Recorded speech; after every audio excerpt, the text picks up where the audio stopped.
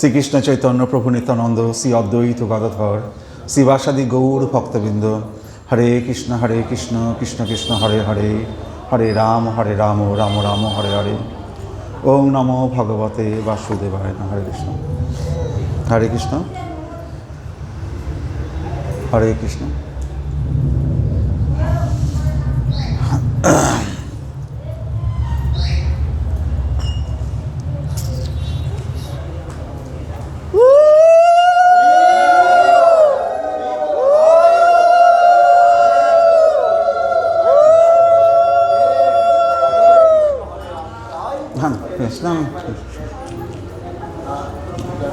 হরে কৃষ্ণ। ওম অজ্ঞানতিমিরান্ধস্য জ্ঞানাঞ্জনশলাকয়া চক্ষুর উন্মিলিতং যেন তস্मै শ্রী গুরবে নমঃ। শ্রীচৈতন্য মনোভীষ্টং স্থাপিতং যেন ভূতলে স্বয়ং রূপ কদা মহ্যং দদাতি স পদান্তিকম। বন্দে অহং শ্রীগুরু শ্রীযুতপদকমলম শ্রীগুরুন বৈষ্ণবাংশ্চ শ্রীরূপম সাগ্রজাতম সহগণ রঘুনাথম বিতম তম সজীবম সাদ্বৈতম সাবধূতম পরিজন সহিতম কৃষ্ণ চৈতন্য দেবম শ্রী রাধা কৃষ্ণ পাদান সহগণ ললিতা শ্রী বিশাখাম্বিতাংশ্চ। হরে কৃষ্ণ। বাঞ্ছা কল্পতরুভ্যশ্চ কৃপা সিন্ধু এব চ পতিতানাং পাবনেভ্যো বৈষ্ণবেভ্যো নমো নমো। নমো মহাপদান্নায় কৃষ্ণ প্রেম পদায়তে কৃষ্ণায় কৃষ্ণ চৈতন্য নাম্নে গৌরতিষে নমঃ। পঞ্চতত্মাকম কৃষ্ণম ভক্তরূপ স্বরূপকম ভক্তাবতারং ভক্তাখ্যাং নমামি ভক্ত শক্তিকম। হে কৃষ্ণ করুণা সিন্ধু দীনবন্ধু জগৎপতে গোপেশ গোপিকাকান্ত রাধাকান্ত নমস্তে। তপ্ত কাঞ্চন গৌরাঙ্গী রাধে বৃন্দাবনেশ্বরী বৃষভানু সুতে দেবী প্রণমামি হরিপ্রিয়ে। হরে কৃষ্ণ কৃষ্ণ কৃষ্ণ হরে হরে, হরে রাম রাম রাম হরে হরে। ওম নমো ভগবতে বাসুদেবায় নমঃ। হরে কৃষ্ণ। তো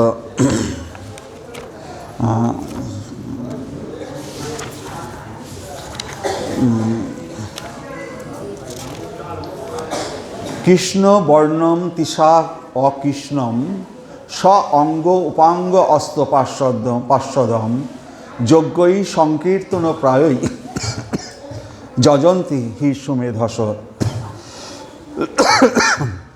বলছে কৃষ্ণ বর্ণম তিসা অকৃষ্ণম স অঙ্গ উপাঙ্গ অস্ত পার্শ্বদম যজ্ঞই সংকীর্তন প্রায়ই যজন্তি হি সুমেধস। এই কলিযুগে সুমেধা সম্পন্ন ব্যক্তিগণ, সুমেধা সম্পন্ন মানে যারা পণ্ডিত, যারা জ্ঞানী, তারা হচ্ছে সুমেধা সম্পন্ন। এখানে জ্ঞানী বলতে যেমন পড়াশোনায় জ্ঞানী বলা হয়, কিন্তু আসল জ্ঞানী যে কৃষ্ণ নাম করে, যে হরিকৃষ্ণ নাম করে, সে হচ্ছে আসল জ্ঞানী। তারাই হচ্ছে আসল জ্ঞানী, যে যারা কৃষ্ণ নাম করা জানে। হরে কৃষ্ণ কৃষ্ণ কৃষ্ণ হরে হরে, হরে রাম রাম রাম হরে হরে। এটা যারা জপ করতে জানে, এটাকে যারা জীবন মন ধন বলে মেনে নিয়েছে, সেই হচ্ছে আসল জ্ঞানী। আর যত পাণ্ডিত্যই হোক, যদি কৃষ্ণ না ভজে, সে পাণ্ডিত্যের কোনো মূল্য নেই। তাই এই কলিযুগে সুমেধা সম্পন্ন ব্যক্তিগণ যদি সুমেধা সম্পন্ন হয়, তাহলে অবশ্যই সে কৃষ্ণ ভজনা যুক্ত হবে। অবিরাম কৃষ্ণ কীর্তনকারী ভগবানের অবতারকে আরাধনা করার জন্য সংকীর্তন যজ্ঞের অনুষ্ঠান করেন। যদিও তার গায়ের বর্ণ অকৃষ্ণ, এই আমাদের নবদ্বীপে যে গোরা, যার গায়ের বর্ণ যদিও অকৃষ্ণ, মানে কৃষ্ণর যে গায়ের রং সেরকম নয়, অকৃষ্ণ, তবুও তিনি স্বয়ং শ্রীকৃষ্ণ। তিনি তার সঙ্গী সেবক অস্ত এবং অন্তরঙ্গ পার্শ্বদে পরিবৃত। তার যে অঙ্গ উপাঙ্গ অস্ত পার্শ্বদম, এই অঙ্গ উপাঙ্গ অস্ত, অস্ত কি? এই হরেকৃষ্ণ নাম মহামন্ত্র হচ্ছে অস্ত তার। তিনি নবদ্বীপে অবতীর্ণ হয়েছিলেন, আমাদের গোরা নিমাই, আমাদের মা যশোদার ছেলে। আমাদের নিমাইয়ের বাবার নাম কি? যশোদা বলছি, সচি মার ছেলে। আর নিমাইয়ের বাবার নাম কি? জগন্নাথ মিশ্র। তো এই জগন্নাথ মিশ্র আর মা সচি তো আমাদের পাড়ার লোক। আর তার ছেলে গোরা, নিমাই, আমাদের তো ঘরের লোক। তো এই নিমাই যদি স্বয়ং শ্রীকৃষ্ণ হয়, এতদিন তো জানতাম না এই স্বয়ং শ্রীকৃষ্ণ, এখন জানছি নাকি সে নাকি স্বয়ং শ্রীকৃষ্ণ। তো সে যদি স্বয়ং শ্রীকৃষ্ণ হয়, তা আমাদের প্রতি একটু বিশেষ কৃপা করবে না? ও তো আমাদের ঘরের ওই জগন্নাথ মিশ্রের ছেলে, ও তো ওই শচী মায়ের ছেলে, তো আমাদের তো পাড়ার লোক, আমাদের তো আপনজন, তার ছেলে আমাদের একটু কৃপা করবে না? কতটা কৃপা করছে মহাপ্রভু। দেখুন, মহাপ্রভু যখন পুরীতে চলে গেলেন সন্ন্যাস গ্রহণ করে, তিনি নিতাই চাঁদকে বলছেন, তুমি যাও, এই গৌড়ের বাংলায় আমি তো আর প্রচার করতে পারছি না, আমি তো মায়ের আদেশে আমি পুরী ধামে থাকবো, তুমি গিয়ে এই গৌড় ভূমিকে উদ্ধার করো। তাহলে আমাদের জন্য তিনি কতটা ভাবেন, নিতাই চাঁদকে পাঠিয়ে দিচ্ছেন, যাও এই গৌড় ভূমিতে গিয়ে তুমি হরেকৃষ্ণ নাম প্রচার করো, ঘরে ঘরে গিয়ে হরেকৃষ্ণ নাম প্রচার করো। ওখানে কী লেখা আছে দেখেছেন মন্দিরে? শুনো শুনো নিত্যানন্দ, শুনো হরিদাস। তারপরে কী বলে লেখা আছে? সর্বত্র আমার আজ্ঞা করহ প্রকাশ, প্রতি ঘরে ঘরে গিয়া করো এই ভিক্ষা, কহ কৃষ্ণ ভজ কৃষ্ণ করো কৃষ্ণ শিক্ষা। তো আপনাদের মন্দিরে লেখা আছে। তাহলে তো এই নিতাই চাঁদকে পাঠিয়ে দিয়েছেন। তাহলে আমাদের যে পিতা, আমরা তো তার সন্তান মহাপ্রভুর, তো তিনি পিতা হয়ে আমাদের জন্য কতটা ভাবেন। তিনি আসতে পারছেন না বলে নিতাই চাঁদকে পাঠিয়ে দিয়েছেন। কতটা কৃপা, তিনি আমাদের চাওয়ার আগেই তিনি নিতাই চাঁদকে আমাদের জন্য পাঠিয়েছেন। তো এই কৃপা পরায়ণ আমাদের চৈতন্য মহাপ্রভু, যিনি আমাদের ঘরের ছেলে, এর থেকে আমাদের গর্ব আর কি আছে? তিনি বাংলায় কথা বলতেন, তিনি আমাদের ঘরের ছেলে। আজকে আমরা এই ভারত ভূমিতে জন্মগ্রহণ করেছি এবং এই গৌড় ভূমিতে, কলকাতাও গৌড় ভূমির মধ্যে পড়ে, সেখানে আমরা জন্মগ্রহণ করেছি। আজকে যদি আমাদের জন্ম যদি আমেরিকায় বা অন্য কোথাও হতো, তখন আমরা নবদ্বীপ যেন কত দূর, আমরা নিমাইকে যেন ঘরের ছেলে বলতে গেলে আমাদেরকে অনেক ভাবতে হতো, সেই এরোপ্লেনে করে আসতে হতো, তবে নবদ্বীপ ধামে গিয়ে নিমাইয়ের জন্মস্থান দেখতে পেতাম। আর আজকে আমরা ঘরের ছেলে, তার তো সবসময় আমরা যেন আমাদের ঘরের কাছেই, যেন ও যেন আমার নিজেদের লোক বলবো না, আমাদের ভগবান, আমাদের পিতা, আমাদের শ্রীকৃষ্ণ, স্বয়ং শ্রীকৃষ্ণ, তিনি আমাদের প্রতি বিশেষ কৃপা করে এই নবদ্বীপে অবতীর্ণ হয়েছিলেন। তিনি তো অন্য কোথাও হতে পারতেন, আর আমরাও অন্য কোথাও জন্মগ্রহণ করতে পারতাম। তার কৃপাতেই আমরা আজকে তার এই গৌড় ভূমিতে জন্মগ্রহণ করার সুযোগ পেয়েছি। তাই সুবর্ণ বর্ণ হেমাঙ্গ, বড় অঙ্গ চন্দন অঙ্গাদি, সন্ন্যাস কৃত সম শান্ত নিষ্ঠা শান্তিপরায়ণ। মহাপ্রভু গৌর সুন্দরের গায়ের রং সোনার মতো, প্রকৃতপক্ষে তার সুললিত সমগ্র দেহটি কাঁচা সোনার মতো। তার সমস্ত দেহ চন্দন চর্চিত। তিনি সন্ন্যাস গ্রহণ করবেন এবং খুব আত্মসংযমশীল হবেন। মায়াবাদী সন্ন্যাসীদের সঙ্গে তার পার্থক্য এই যে তিনি ভক্তিমূলক সেবায় নিষ্ঠাপরায়ণ এবং সংকীর্তন আন্দোলন প্রচার করবেন। এই আমাদের গোরা নিমাই, তিনি যেদিন জন্মগ্রহণ করবেন, তার সেদিনকে কী হলো? আমাদের চন্দ্রগ্রহণ। এই চন্দ্রগ্রহণ কালে সবাই নবদ্বীপে এসে গঙ্গায় স্নান করতে যাচ্ছে, হরি হরি বলে। তো হরি হরি বলে স্নান করতে যাচ্ছে, এবং এই হিন্দুরা যারা গঙ্গায় স্নান করতে হচ্ছে হরি হরি বলে, তার মুসলমানরা দেখছে দল বেঁধে সব হরি হরি বলছে, ওরা হয়তো ব্যঙ্গ করে হরি হরি, ওরাও হরি হরি বলছে। না, আপামর সবাইকে তিনি হরি হরি বলে সেই শুভক্ষণে মহাপ্রভু জন্মগ্রহণ করছেন। একেবারে হরিনামকে সঙ্গে নিয়ে তিনি আবির্ভূত হচ্ছেন এই নদিয়ায় জগন্নাথ মিশ্রের ঘরে, আমাদের শচী মায়ের কোলে তিনি আবির্ভূত হচ্ছেন। জয় জয় কমল নয়ন গৌরচন্দ্র, জয় জয় তোমার প্রেমের ভক্তবৃন্দ। হেন শুভ দৃষ্টি প্রভু করহ অমায়া, অহর্নিশ চিত্তজন ভজয়ে তোমায়। হেন মতে প্রকাশ শৈল গৌরচন্দ্র, শচী গৃহে দিনে দিনে বাড়ে আনন্দ। পুত্রের শ্রীমুখ দেখি ব্রাহ্মণী ব্রাহ্মণ, আনন্দ সাগরে দোহে ভাসে অনুক্ষণ। এই পুত্রের মুখ দেখে এই শচী মাতা এবং জগন্নাথ মিশ্রের আনন্দে তারা ভাসছে অনুক্ষণ। ভাইরে দেখিয়া বিশ্বরূপ ভগবান, হাসিয়া করেন কোলে আনন্দের ধাম। এই নিমাইয়ের বড় ভাই ছিল কে? বিশ্বরূপ। সে বলরামেরই এক অংশ, কিন্তু বিশ্বরূপ দেখতে অপূর্ব সুন্দর ছিল। সে কী করলো? ভাইরে দেখিয়া বিশ্বরূপ ভগবান, হাসিয়া করেন কোলে আনন্দের ধাম। যত আপ্তবর্গ আছে সর্বোপরি করে, অহর্নিশ সবে থাকি বালকে আবরে, বিষ্ণু রক্ষা পরে কেহ, দেবী রক্ষা পরে, মন্ত্র পড়ি ঘরে কেহ চারিদিকে বেড়ে, তাবৎ কান্দেন প্রভু কোমল লোচন, হরিনাম শুনিলে রহেন ততক্ষণ। যখন প্রভু কাঁদেন আর যদি হরিনাম শোনে তাহলে চুপ করে থাকে, আবার যদি হরিনামকে বন্ধ করে দেয় আবার কাঁদে। তো তিনি এইভাবে মানে জন্ম হওয়ার পর থেকেই ধর্ম প্রচার করা শুরু করেছেন। হরিনাম করো তো আমি চুপ করে থাকবো, আর হরিনাম না করলেই আমি কাঁদবো। পরম সংকেত এই সবে বুঝিলেন, কান্দিলেই হরিনাম সবেই লয়েন। যখন কাঁদে তখনই সবাই হরিনাম করে। সর্বলোকে আবরিয়া থাকে সর্বক্ষণ, কৌতুক করে যে রসিক দেবগণ, কোনো কোনো দেব অলক্ষিতে গিয়েতে সম্ভায়, ছায়া দেখি সবে বলে এই চোর যায়।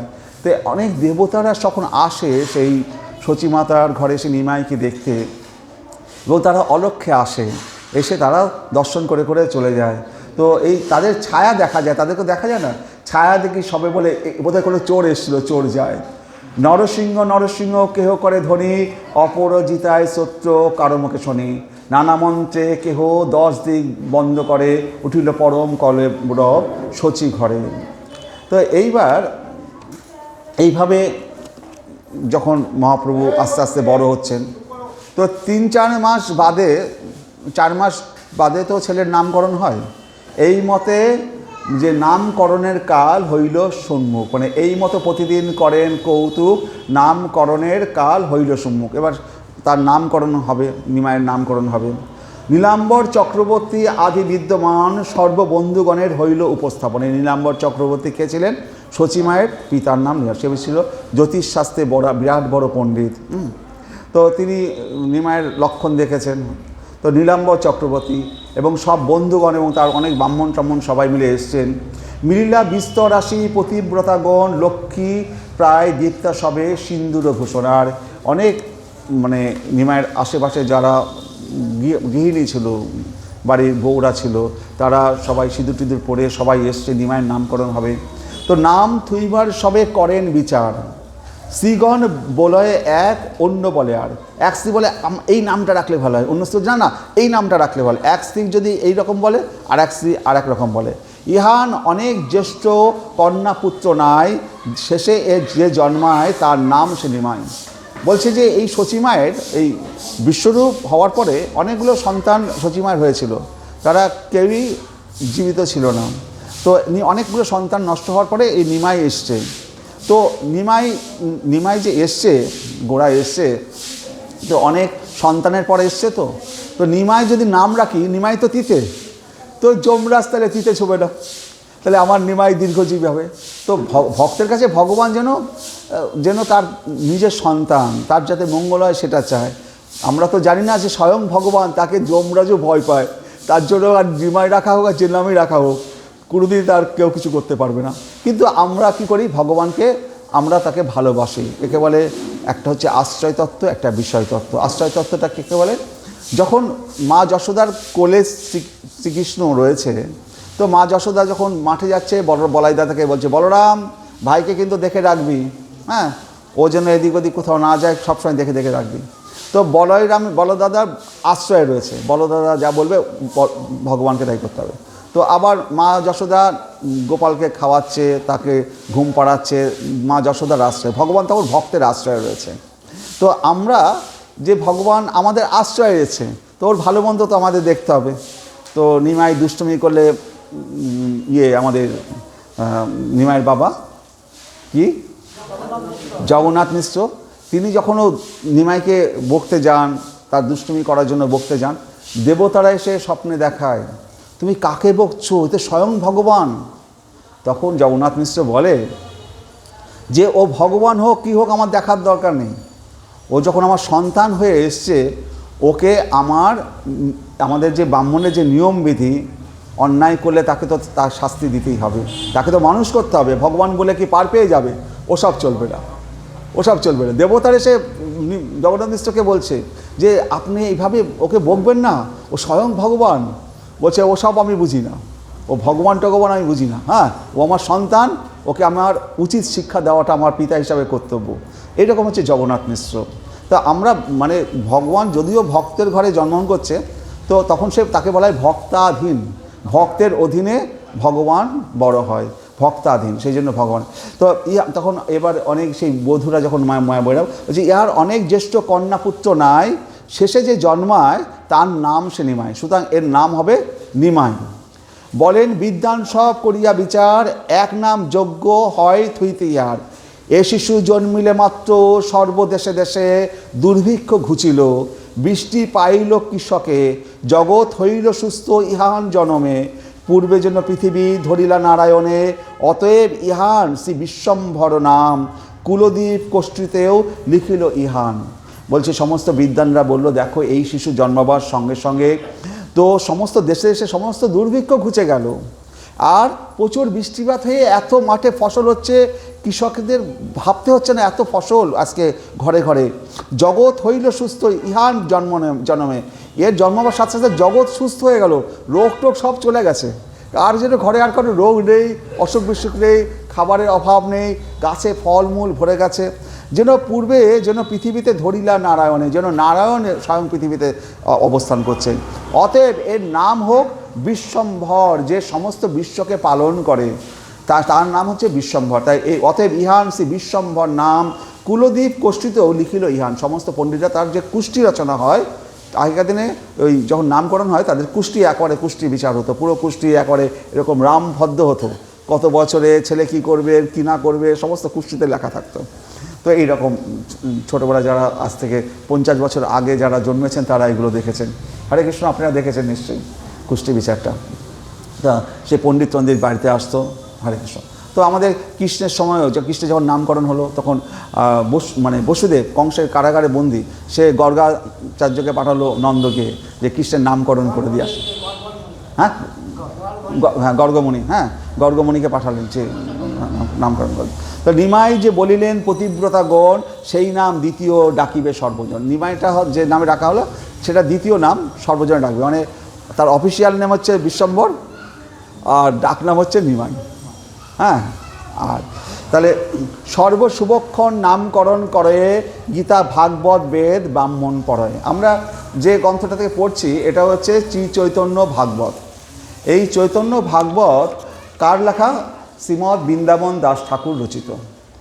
বৃন্দাবন দাস ঠাকুর। এই যে আমাদের যেমন শ্রীকৃষ্ণ লীলায় কে লিখেছে? ব্যাসদেব। আর এই চৈতন্য লীলায় সেই ব্যাসদেবই বৃন্দাবন দাস ঠাকুর হয়ে এসছেন।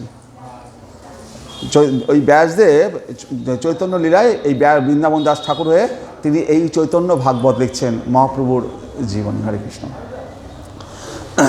তো দেব নরগণে করয়ে একত্র মঙ্গল, হরিধ্বনি শঙ্খ ঘণ্টা বাজায় সকল। তখন তার যে নামকরণ হলো তখন দেবতা শুরু করে সবাই হরিধ্বনি শঙ্খ ঘণ্টা সকল বাজতে লাগলো।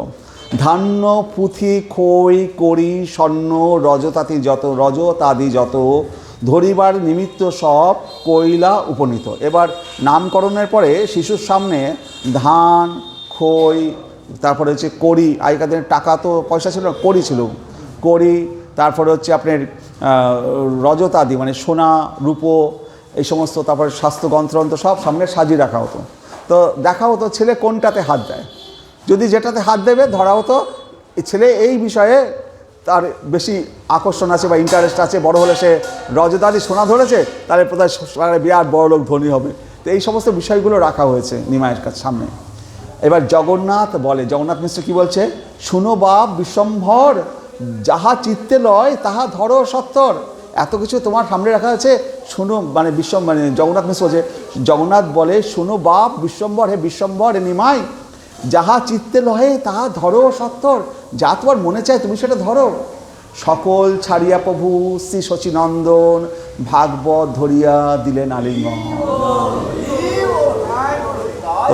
শচীনন্দন কি করলো? ভাগবতকে সে আলিঙ্গন করে ধরছে। আমাদের নিমাই একবারে জন্মাবার পরেই ভাগবতকে সে আলিঙ্গন করছে, বলে সকল ছাড়িয়া প্রভু শ্রী শচীনন্দন, ভাগবত ধরিয়া দিলেন আলিঙ্গন। পতিব্রতাগণে জয় দেয় চারিদিকে, সবেতে বলেন বড় হইবে পণ্ডিত। সবাই বলছে তো বড় পণ্ডিত হবে দেখছি, ভাগবতকে বুকে ধরেছে।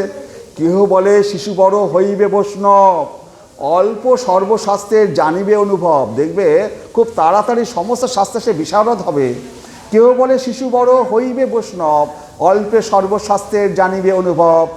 যে করয়ে কোলে সেই এড়িতে না জানে, দেবের দুর্লভে কোলে করে নারীগণে। এবার যে নারী নিমাইকে কোলে করে সে আর ছাড়তে চায় না। আরেকজন বলে দে আমাকে দে, না না একটু আমার কাছে থাকুক, মানে যে কোলে নেয় সে আর ছাড়তে চায় না। প্রভু যেই কান্দে সেইখানে নারীগণ হাতে তালি দিয়া করে হরি সংকীর্তন।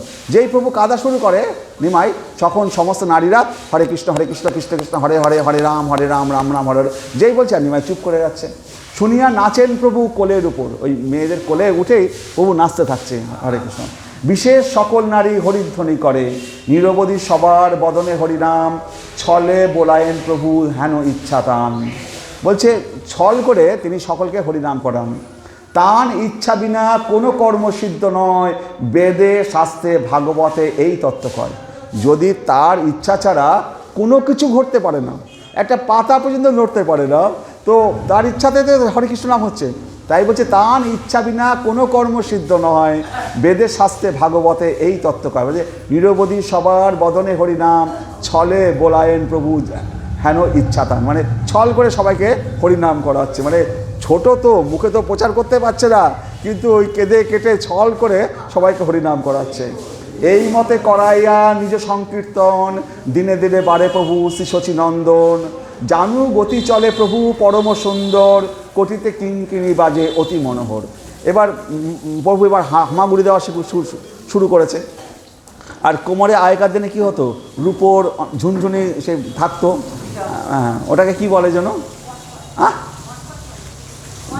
যাক আমারও ছিল ছোটোবেলায়। তো বিছার বড় একটা কোমরে ইয়ে থাকে, বাচ্চাটা কোথায় যাচ্ছে ঝুনঝুনি আওয়াজ হতো, সুন্দর লাগতো। তা বলছে জানুগতি চলে প্রভু পরম সুন্দর, কোটিতে কিঙ্কিণী বাজে অতি মনোহর। তো এইবারে যখন ঘরের মধ্যে হামাগুড়ি দেয় তখন সবার শুনতে খুব ভালো লাগে। আর আমাদের নিমাই দেখতে এমনি সুন্দর।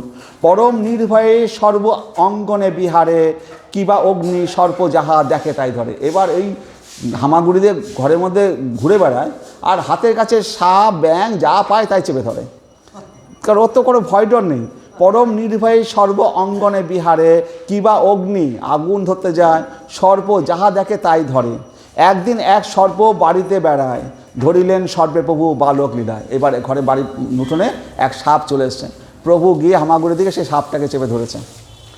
সাপটাকে যেই চেপে ধরেছে, কুণ্ডলী করিয়া সর্প রহিল বেরিয়া, ঠাকুর থাকিল তার উপরে শুইয়া। এবার সাপ, ভগবান যখন সাপকে ধরেছে, সাপ তো শঙ্কর্ষণ, সে তো নিতাই চাঁদ শঙ্কর্ষণ বলরাম, সে তখন কুণ্ডলী পাকিয়ে প্রভুর বাধ্য হয়ে শুয়ে পড়েছে, আর প্রভু আরাম করে তার উপর শুয়ে পড়েছে। হ্যাঁ, তো লক্ষ্মী আর নারায়ণ যেমন সর্পসে, ঠিক এবার প্রভু পেয়ে গেছে সাপকে, সাপের উপর গিয়ে প্রভু শুয়ে রয়েছে।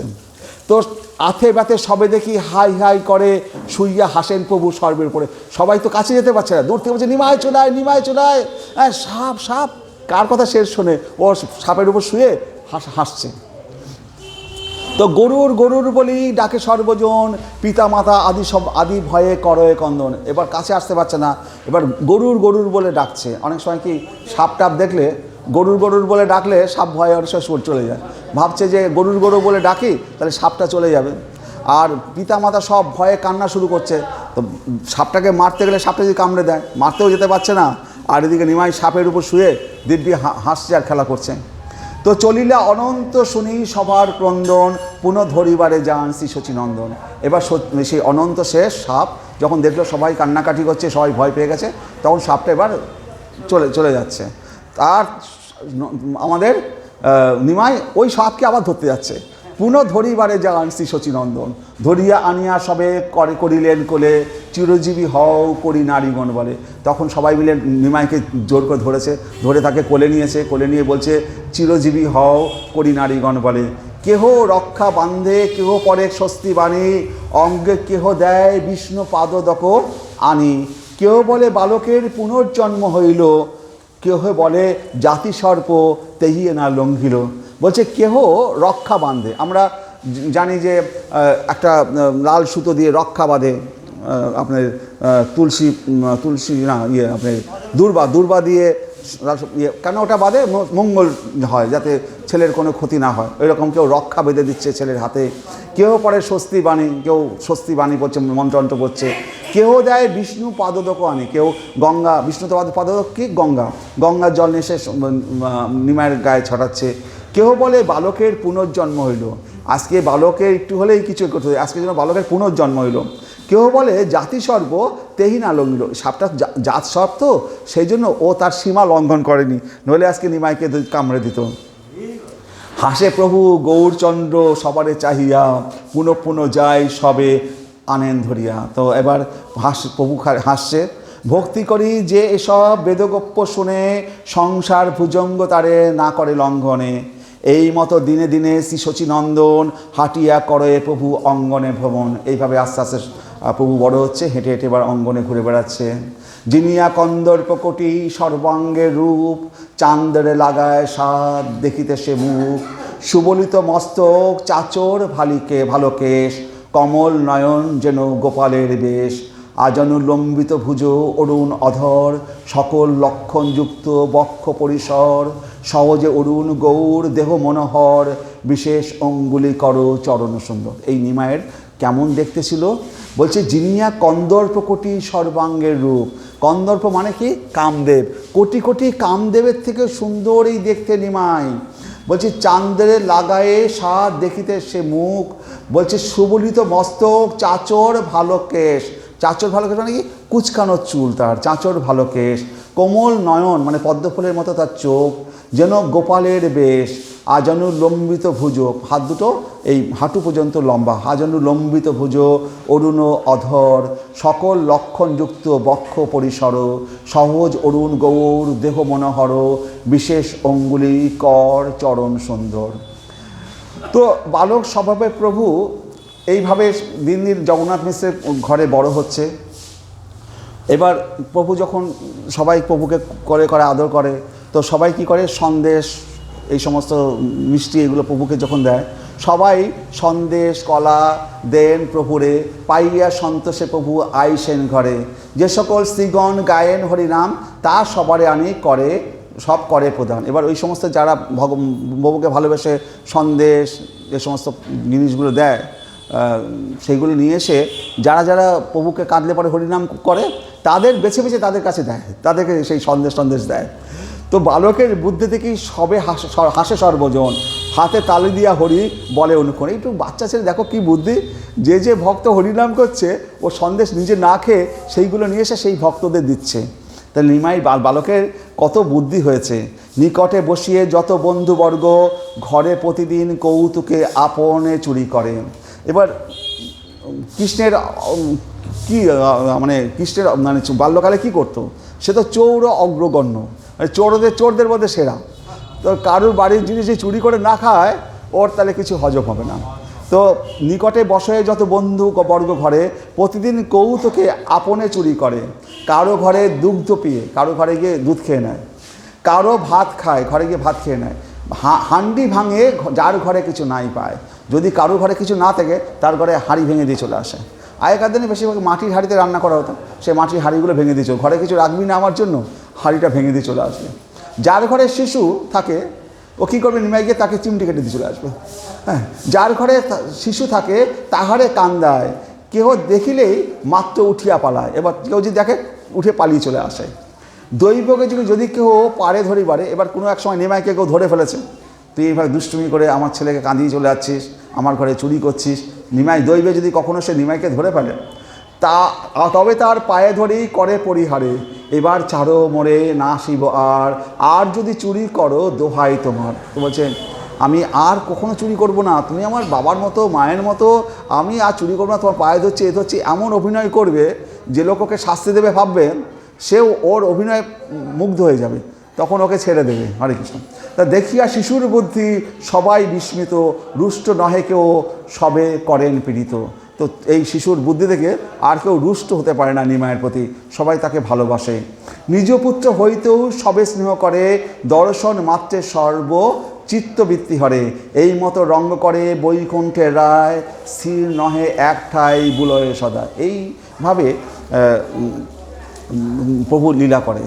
আবার কত রকম লীলা আছে প্রভুর। গঙ্গা যখন স্নান করতে যায় তো মানে অবিবাহিত মেয়েরা, অল্প বয়সী মেয়েরা, তারা গঙ্গায় স্নান করে, তারা শিবের ছোট শিবলিঙ্গ নিয়ে গিয়ে সেখানে তুলসী পাতা দিয়ে ফুল দিয়ে পুজো টুজো করে, কলা টলা নিয়ে যায়।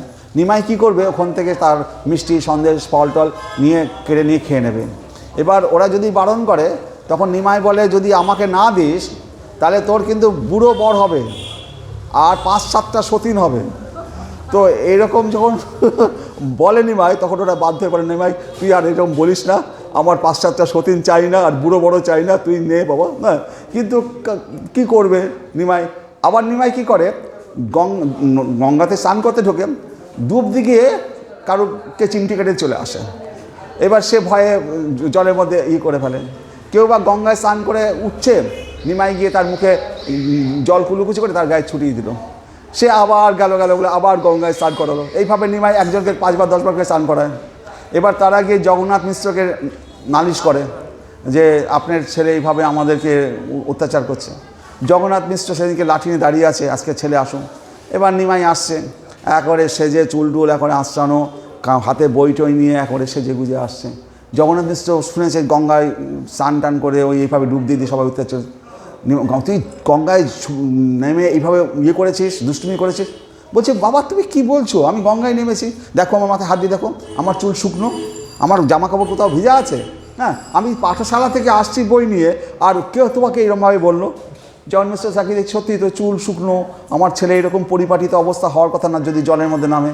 তাহলে ভাবছি হয়তো ওরাই মিথ্যে কথা বলেছে, আমার নিমাই তো, নিমাইয়ের সাথে কেউ পেরে উঠবে না, ভগবান না, তার মতো লীলা ছলা কেউ জানে না। হরে কৃষ্ণ। সবাই তাহলে কী হচ্ছে, কারো ঘরে দুগ্ধ পেয়ে কারো ভাত খায়, হাড়ি ভাঙে যার ঘরে কিছু নাই পায়, যার ঘরে শিশু থাকে তাহারে কান্দায়, কেউ দেখিলেই মাত্র উঠিয়া পালায়। একদিন প্রভুরে দেখিয়া দুই চোরে, একদিন এই সবে তো হাঁটা শিখেছে, গঙ্গায় টঙ্গায় স্নান করা শিখেছে, তো একদিন নগরে প্রভুকে দেখতে পেয়েছে দুটো চোর। তো একদিন প্রভুরে দেখিয়া দুই চোরে যুক্তি করে, কার শিশু বেড়ায় নগরে, প্রভুর শ্রীঅঙ্গে দেখি দিব্য অলঙ্কার, হরিবারে দুই চরে চিনতে পরোপকার। এবার দেখছি যে বাচ্চা ছেলের গায়ে দিব্য অলঙ্কার রয়েছে, একে তুই চুরি করে এগুলো তো নেওয়া যাবে। তো বাপ বাপ বলি এক চরে লইলা কোলে, আরে বাপ বাপ এসো এসো আবার কোলে এসো, যেন নিজের ছেলে, এইভাবে বাপ বাপ বলে লোকেদের সন্দেহ করবে না। তো বাপ বাপ এসো এসো আমার কোলে এসো, বাপ বাপ বলি এক চোরে লইলা কোলে, এতক্ষণে কোথায় ছিলে। আর চোর বলে, আর চোর বলছে তুমি এতক্ষণ কোথায় ছিলে, যেন কত নিজের লোক বাপ বাপ বলে নিজেদের ঘরের সন্তান কোলে করছে।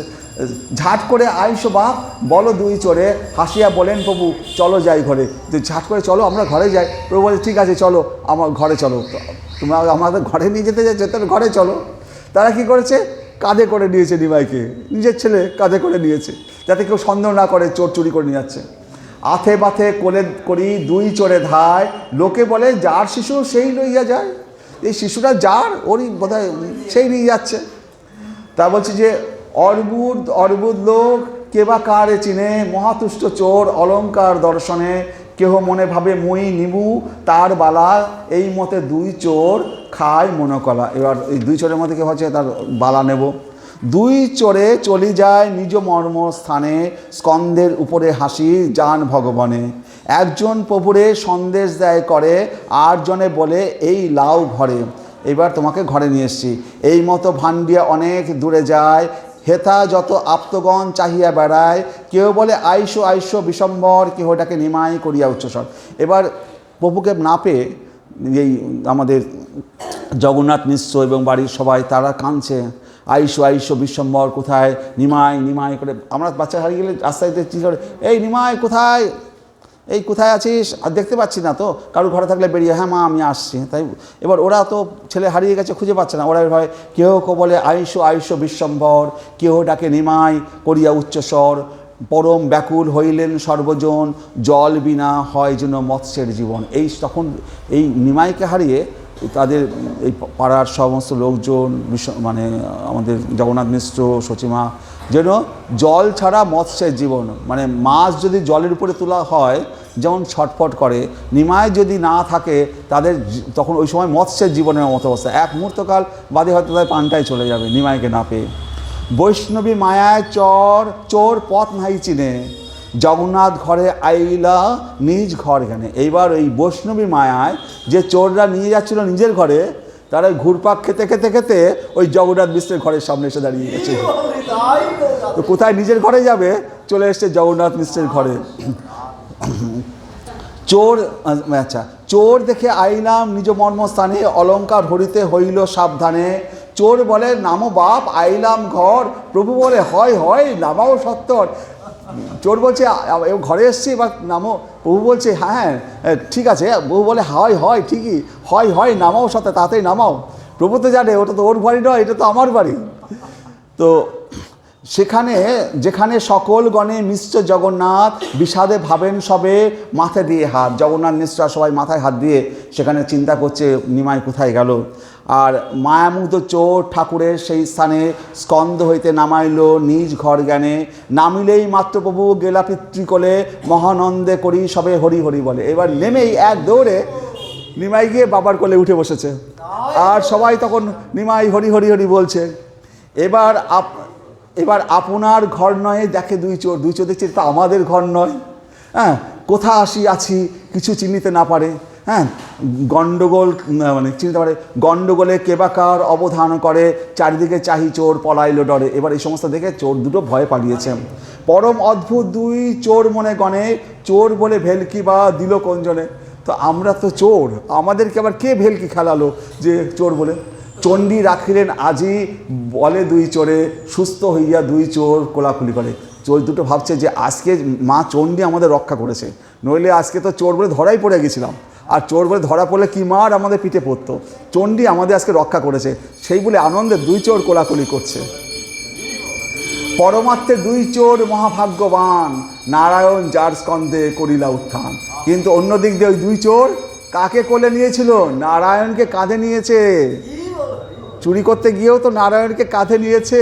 তো নারায়ণকে কাঁধে নিয়ে তারা সেই কারণে তারা মহাভাগ্যবান। পরমার্থে দুই চোর মহাভাগ্যবান, নারায়ণ যার স্কন্ধে করিলা উত্থান। এখানে একটা গল্প মনে পড়ছে। তো একবার একটা শিবের মন্দির আছে, তো সেখানে এক চোর গেছে চুরি করতে। তো চোর গিয়ে দেখছে যে শিবের ওখানে কিছুই নেই, উপরে একটা বিরাট বড় ঘণ্টা ঝুলছে, পিতলের দামি ঘণ্টা। চোর ঠিকলো ওই ঘণ্টাটা চুরি করবো। তো কী করে চুরি করবে? তো আশেপাশে তো মইটই কিছু নেই, একবারে শিবের মাথায় উঠে পড়েছে, উঠে ঘণ্টা পারতে গেছে। শিব তখন জাগ্রত হয়ে গেছে, জাগ্রত হয়ে বলছি এতকাল দেখেছি আমার লোকে পায়ে পড়ে, আজকে তুই আমার মাথায় উঠে পড়েছিস, তুই কত বড় ভক্ত রে বাবা।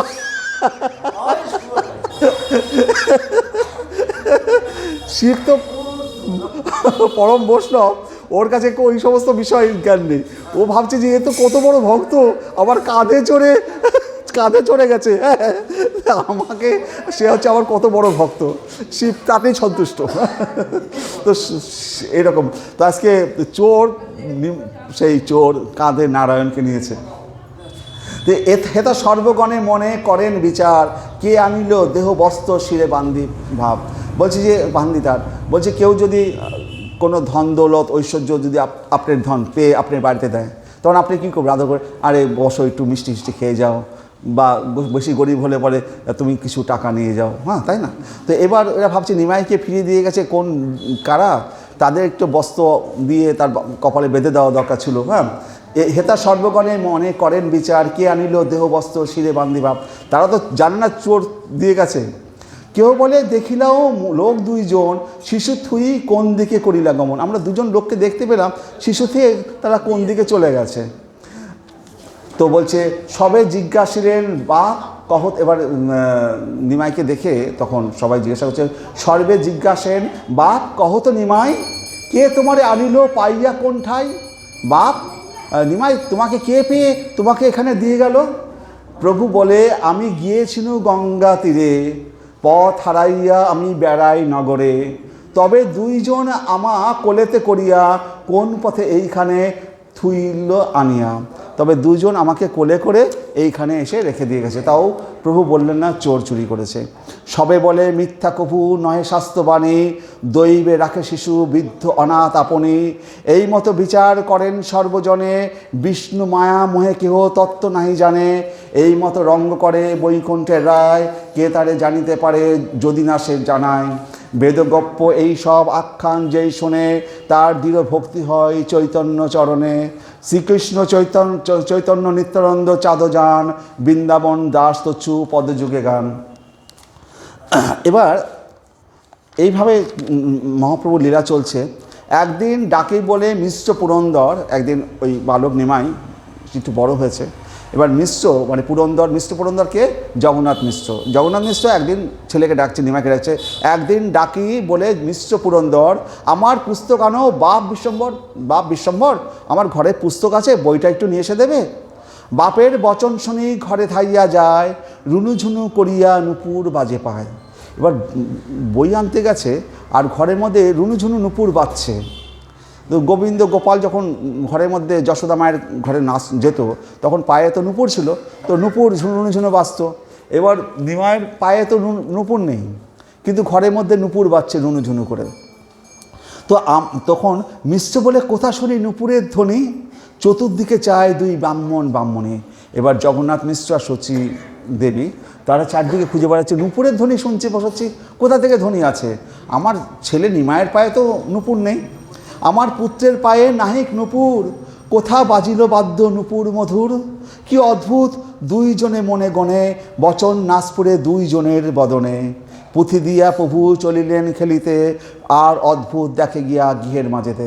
প্রভু নিমাই পুঁথি বাবাকে দিয়ে খেলতে চলে গেল। এবার শচী মাতা আর জগন্নাথ মিশ্র ঘরের মধ্যে গিয়ে দেখছে যে সেই ছোট্ট গোপালের পায়ের পদচিহ্ন চারিদিকে ছড়িয়ে রয়েছে, আর সেই পদচিহ্নের ভিতরে কি আছে? শঙ্খ, চক্র, ধ্বজ, পদ্ম, সেই সমস্ত চিহ্নগুলো ছড়িয়ে রয়েছে। সবে গৃহে দেখে অপরূপ পদচিহ্ন, ধ্বজ, বজ্র, অঙ্কুশ, পতাকাদি ছিন্ন ভিন্ন। আনন্দিত দোহে দেখি অপূর্ব চরণ, দোহে হইল পুলকিত সজল নয়ন। তাদের তখন চোখ দিয়ে জল বেড়াতে লাগলো যে কে নারায়ণ এই ঘরের মধ্যে হেঁটে বেরিয়েছে। নিমাইয়ের কথা তারা ভাবছে না, তা তো নিজের ছেলে। আর এর মধ্যে তো নিমাই তো এটা সম্ভব না, নিমাইয়ের পায়ে তো নুপুর ঝুরুট নেই, তো কে নিশ্চয়ই নারায়ণ বা কেউ এসেছিল ঘরের মধ্যে হেঁটে বেরিয়েছে। পাদপদ্মে দেখি দোহে করে নমস্কার, দোহে বলে নিস্তারিণু জন্ম নাহিয়ার। মিশ্র বলে শুনো বিশ্বরূপের জননী, ঘৃত পরমান্ন রান্ধ আপনি।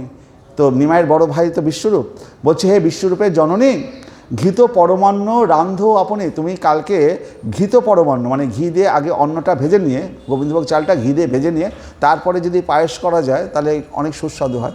ঘৃত পরমান্ন রাধো আপনি, ঘরে যে আছেন দামোদর শালগ্রাম, পঞ্চগর্ভে সকলে সকালে করামু তানে স্নান। তো ভেবেছে যে আমাদের ঘরে দামোদর শিলা আছে, সেই নারায়ণই ঘরের মধ্যে হেঁটে বেরিয়েছে। তো সুতরাং কালকে সকালবেলায় ঘৃত পরমান্ন রান্না করবে আর পঞ্চগব্য দিয়ে নারায়ণ শিলাকে আমরা পুজো করব। তো বুঝিলাও তেহ ঘরে বলেন আপনি, অতএব শুনিলাম নুপুরের ধ্বনি। বুঝতে পারছি ওই শালগ্রাম শিলা থেকে নারায়ণ বেরিয়ে আমাদের ঘরের মধ্যে হাঁটাহাঁটি করেছে। এই মতে দুইজন পরম হরিষে শালগ্রাম পূজা করে, প্রভু মনে হাসে। আর এদের পুজো থেকে প্রভু নিমাই মনে মনে হাসছে। আর এক কথা শুনো পরম অদ্ভুত, যে রঙ্গ করিলা প্রভু জগন্নাথ সুত। এই জগন্নাথের সূত্র আর একটা রঙ্গ করেছিল, সেটা কীরকম? পরম সুকৃতি এক তৈত্থিক ব্রাহ্মণ, কৃষ্ণের উদ্দেশ্যে করে তীর্থ পর্যটন। এক তৈত্থিক ব্রাহ্মণ কৃষ্ণের উদ্দেশ্য করে তীর্থ পর্যটন। একজন ব্রাহ্মণ সে কী করতো? কৃষ্ণ কৃষ্ণ বলে সে নগরে নগরে গ্রামে গ্রামে পর্যটন করে বেড়াতো। কোনো দিন খাবার যুক্ত না, সে কৃষ্ণ অন্বেষণে সে বেরিয়েছে, এমন সাধু সে। তাই বলছে পরম সুকৃতি এক তৈত্থিক ব্রাহ্মণ, কৃষ্ণের উদ্দেশ্যে করে তীর্থ পর্যটন। কৃষ্ণের উদ্দেশ্যে কথা হচ্ছে একটা যে আমরা স্বসুখ বাসনা যেন আমাদের না থাকে। স্বসুখ বাসনা কি? আমরা নিঃশ্বাসটা নিচ্ছি, আমরা মানে ঘরে খাবার দাবার খাচ্ছি, ঘুরে বেড়াচ্ছি, নিঃশ্বাসটা নিচ্ছি, কিন্তু এখানে আমাদের স্বসুখ বাসনা রয়েছে। যদি প্রতি নিঃশ্বাসে হরে কৃষ্ণ কৃষ্ণ কৃষ্ণ হরে হরে, হরে রাম রাম রাম হতে, তাহলে সেই নিঃশ্বাসটা ভগবানের উদ্দেশ্যে নিবেদিত। সেই কারণে আমাদের একটা নিঃশ্বাসও যেন স্বসুখ বাসনা না থাকে। তো আমাদের যখন হরে কৃষ্ণ নাম করব, ভাবতে হবে যেন আমরা আমাদের এই শক্তিটা ভগবানের উদ্দেশ্যে আমরা ব্যয় করতে পারছি। তো আমি তো 3টে মন্দিরে সপ্তাহে আমাকে বলতে যেতে হয়। কোনো মন্দিরে হয়তো কম ভক্ত হয়, কখনো কখনো মনে হয় পেরে উঠি না, 3 দিন পর পর যেতে হয়, একটা মন্দির বাদ দেওয়া যাক না, বাদ দিয়ে দিই না, মনে মনে হয় না হয়। তখন কি মনে হয়, আরে তারপরে মধ্যে আমি কেন বাদ দেব? তো আমি তো ভগবানের সেবা করার সৌভাগ্য পেয়েছি। তো আমাদের এই ভগবানের সেবা করার সৌভাগ্য সবাই পায় না। তো আমরা যে করে হোক ভগবানের সেবা করার সৌভাগ্য থেকে নিজেদেরকে বঞ্চিত না করি। সেখানে কম লোক হোক, ভক্তরা অশিক্ষিত হোক, তাদের কারোর দিকে না তাকিয়ে ভগবান তো শুনছে। আর সে যখন আমাকে কৃপা করে এই সেবা করার সুযোগটা দিয়েছে, আপনারা শ্রবণ করছেন, সেটাও ভগবানকে অলিখিতভাবে ভগবানের সেবাই হচ্ছে। তো ভগবানের জন্য প্রতিটি নিঃশ্বাস ব্যয় হওয়া, সসুখ বাসনা, আমার নিজের সুখের জন্য নয়, সসুখ বাসনা পরিত্যাগ করাটাই হচ্ছে আমাদের জীবের মূল লক্ষ্য। আমরা যদি কিছু করি ভগবানের জন্য রান্না করব, কিছু করি ভগবানের সেবার জন্য করব, যদি হরেকৃষ্ণ নাম করি ভগবানের জন্য করব, নিজের জন্য সুখের জন্য কিছু না হয়। হ্যাঁ, সসুখ বাসনা থেকে দূরে ছিলেন কারা? গোপীরা। তো আমাদের সেই গোপী ভাব নিতে হবে, আমাদের নিজের সুখের জন্য আমরা কিছু করব না। তো যখন আমাদের পুরীতে ভগবান মহাপ্রভু যখন শুয়ে আছেন, তো তার গম্ভীর রাতে এমনভাবে শুয়েছে, একজন ভক্ত মহাপ্রভু শুয়ে আছে, যেতে পারছে না, মানে ভগবানের সেবা করতে যেতে পারছে না। মহাপ্রভুকে বলছে, প্রভু একটু সরে শোন, আমি একটু ভিতরে যাব, প্রভুর সেবা করতে হবে। প্রভু বলল, আমি খুব ক্লান্ত, আমার গা হাত পা প্রচণ্ড ব্যথা হয়ে গেছে, আমি আজ নড়তে পারবো না, তুই যা করিস কর। তখন ও দেখলো যে প্রভু তো শরীর খুব ক্লান্ত সত্যি। তখন প্রভুর গায়ের উপর একটা সাদা কাপড় দিয়ে প্রভুকে ডিঙিয়ে চলে গেল, ভগবানের সেবা করেছে। সেবা টেবা করে বসে আছেন, বিকাল 5টা 6টা বেজে গেছে, প্রভুর এবার ঘুম ভেঙেছে। ঘুম ভেঙে প্রভু বলছে যে, আরে তুই এখনও বসে আছিস কেন রে, দুপুরে প্রসাদ নিসনি? বলে, প্রভু প্রসাদ নেব কী করে, আপনি তো এইভাবে শুয়ে আছেন। বলে, কেন? তুই যখন আমাকে ডিঙিয়ে আসলি কাপড় দিয়ে, সেভাবে ডিঙিয়ে চলে যেতি, যে প্রসাদ দিতে পারতি। ঢুকলি তো আমাকে কাপড় দিয়ে, আমার পেরিয়ে গিয়ে সেবা করার জন্য, তো তুইও সেরকম তো দুপুরবেলা সেবা করার জন্য আমাকে আবার কাপড় দিয়ে ডিঙিয়ে চলে যেতে। প্রভু যখন তোমাকে ডিঙিয়ে এসেছিলাম তখন প্রভুর সেবা করার জন্য, এখন আমি যে তোমাকে ডিঙিয়ে যাব, তো সেখানে আমার সসুখ বাসনা, সেখানে তো আমার পেটের উদরপত্তির জন্য, আমি তো প্রভু সেটা করতে পারবো না। তোমার সেবার জন্য যদি তোমাকে ডিঙাতে হয়, আমার কিছু আসে না। যখন ভগবান কৃষ্ণ মাথায় অসুখ হয়েছে, নারদ মুনিকে বলল যে কোনো ভক্তের পদচিহ্ন ধুলো যদি দিয়ে দাও, তাহলে পরে আমার মাথার রোগ সেরে যাবে। তো নারদ সমস্ত দ্বারকার সমস্ত সবার মহিষীদের কাছে গেছে, রুক্মিণী দেবী, সত্যভামা, সবাই বলছে, না না প্রভুর, আমার পদধুলো প্রভুর মাথায় দেবো, আমার না নরকেও স্থান হবে না, আমরা কেউ দেবো না। 16,108 মহিষী, তারা কেউ দিল না। তখন নারদ গেল বৃন্দাবনে, নারদ ফিরে এসছে, প্রভুকে বলছে যে আমি তো কোথাও পেলাম না, জগতে কেউ দিতে চায় না, ব্রহ্মা বিষ্ণু মহেশ্বর কেউ দিতে চায় না, সবাই তার নরকে যাওয়ার ভয়। তখন বললো, তুমি বৃন্দাবনে গিয়েছিলে? না, তুমি না, যাও একবার বৃন্দাবনে যেয়ে দেখো। তো বৃন্দাবনে গিয়ে গোপীদেরকে বললো, আরে আমার প্রভুর ব্যথা হয়েছে, অসুখ হয়েছে, আমাদের পদধূলি দিলে তার অসুখ সেরে যাবে, নিয়ে যা নারদ মুনি, কত ধুলি নিবি। একবারে সবাই একবারে রাশি রাশি পায়ের ধুলো নারদ মুনির আঁচলে বেঁধে দিচ্ছে, আমার প্রভু যেন ভালো হয়। নারদ মুনি, তোমরা করছো কি? তোমাদের পদধূলি নিলে তোমাদের পাপ হবে না, তোমাদের নরকগামী হবে না, তোমরা জানো না? আমাদের শ্রীকৃষ্ণ হচ্ছে স্বয়ং ভগবান। বললো, সব আমরা জানি না, আমরা শুধু জানি আমার প্রভু ভালো হবে, আমাদের সসুখ বাসনা নেই, আমাদের যদি নরকেও যেতে হয় প্রভুর জন্য, আমরা নরকে যাব। এই সসুখ বাসনাকে আমাদের পরিত্যাগ করতে হবে। হ্যাঁ, যখন সসুখ বাসনা পরিত্যাগ করতে পারবো, তখনই আমরা ভক্তি মার্গে মনে করব এক পা এগোতে পেরেছি। হ্যাঁ, তো এটা আস্তে আস্তে আসবে, এটা সকলেরই আসবে আস্তে আস্তে, সময় না হলে পরে কিছু হয় না।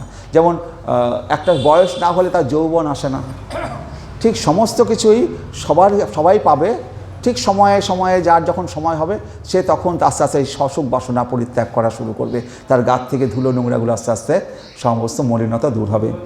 তাহলে এই বলছি পরম সুকৃতি এক তৈথিক ব্রাহ্মণ কৃষ্ণের উদ্দেশ্যে করে তীর্থ পর্যটন, কৃষ্ণের উদ্দেশ্যে, শশুক বাসনা নয়, কৃষ্ণের উদ্দেশ্যে সে তীর্থ পর্যটন করে বেড়ায়। স্বরাক্ষর গোপাল মন্ত্রের করে উপাসন, গোপাল নৈবেদ্য বিনা না করে ভজন। স্বরাক্ষর মানে 6 অক্ষরযুক্ত মন্ত্র, গোপাল মন্ত্র সে ভজনা জপ করে। আর যেমন পঞ্চ অক্ষর মন্ত্র কাকে বলে? ওং নমঃ শিবায়, পঞ্চ অক্ষর মন্ত্র। যেমন দ্বাদশ অক্ষর মন্ত্র, যেমন ওং নমো ভগবতে বাসুদেবায় নমঃ, এরকম সব মন্ত্রের পঞ্চ অক্ষর মন্ত্র, ষড়াক্ষর মন্ত্র, দ্বাদশ অক্ষর মন্ত্র, এই সমস্ত মন্ত্র আছে। এই যে ব্রাহ্মণ, তৈত্বিক ব্রাহ্মণ, এ হচ্ছে গোপাল মন্ত্রের ষড়াক্ষর মন্ত্র জপ করে। দৈবে ভাগ্যবান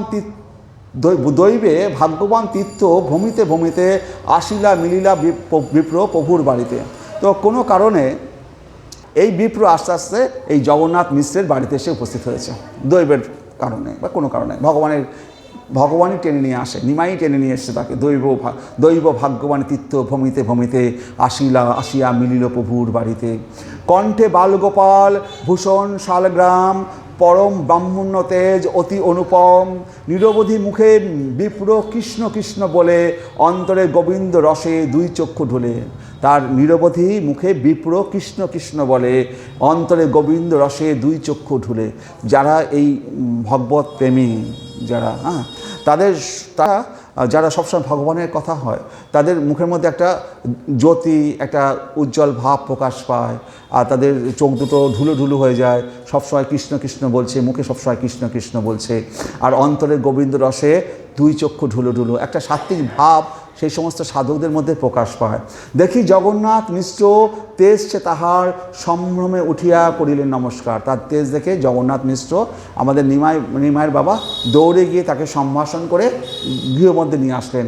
অতিথি ব্যবহার ধর্ম যেন মতে হয়, সব করিলেন জগন্নাথ মিশ্র মহাশয়।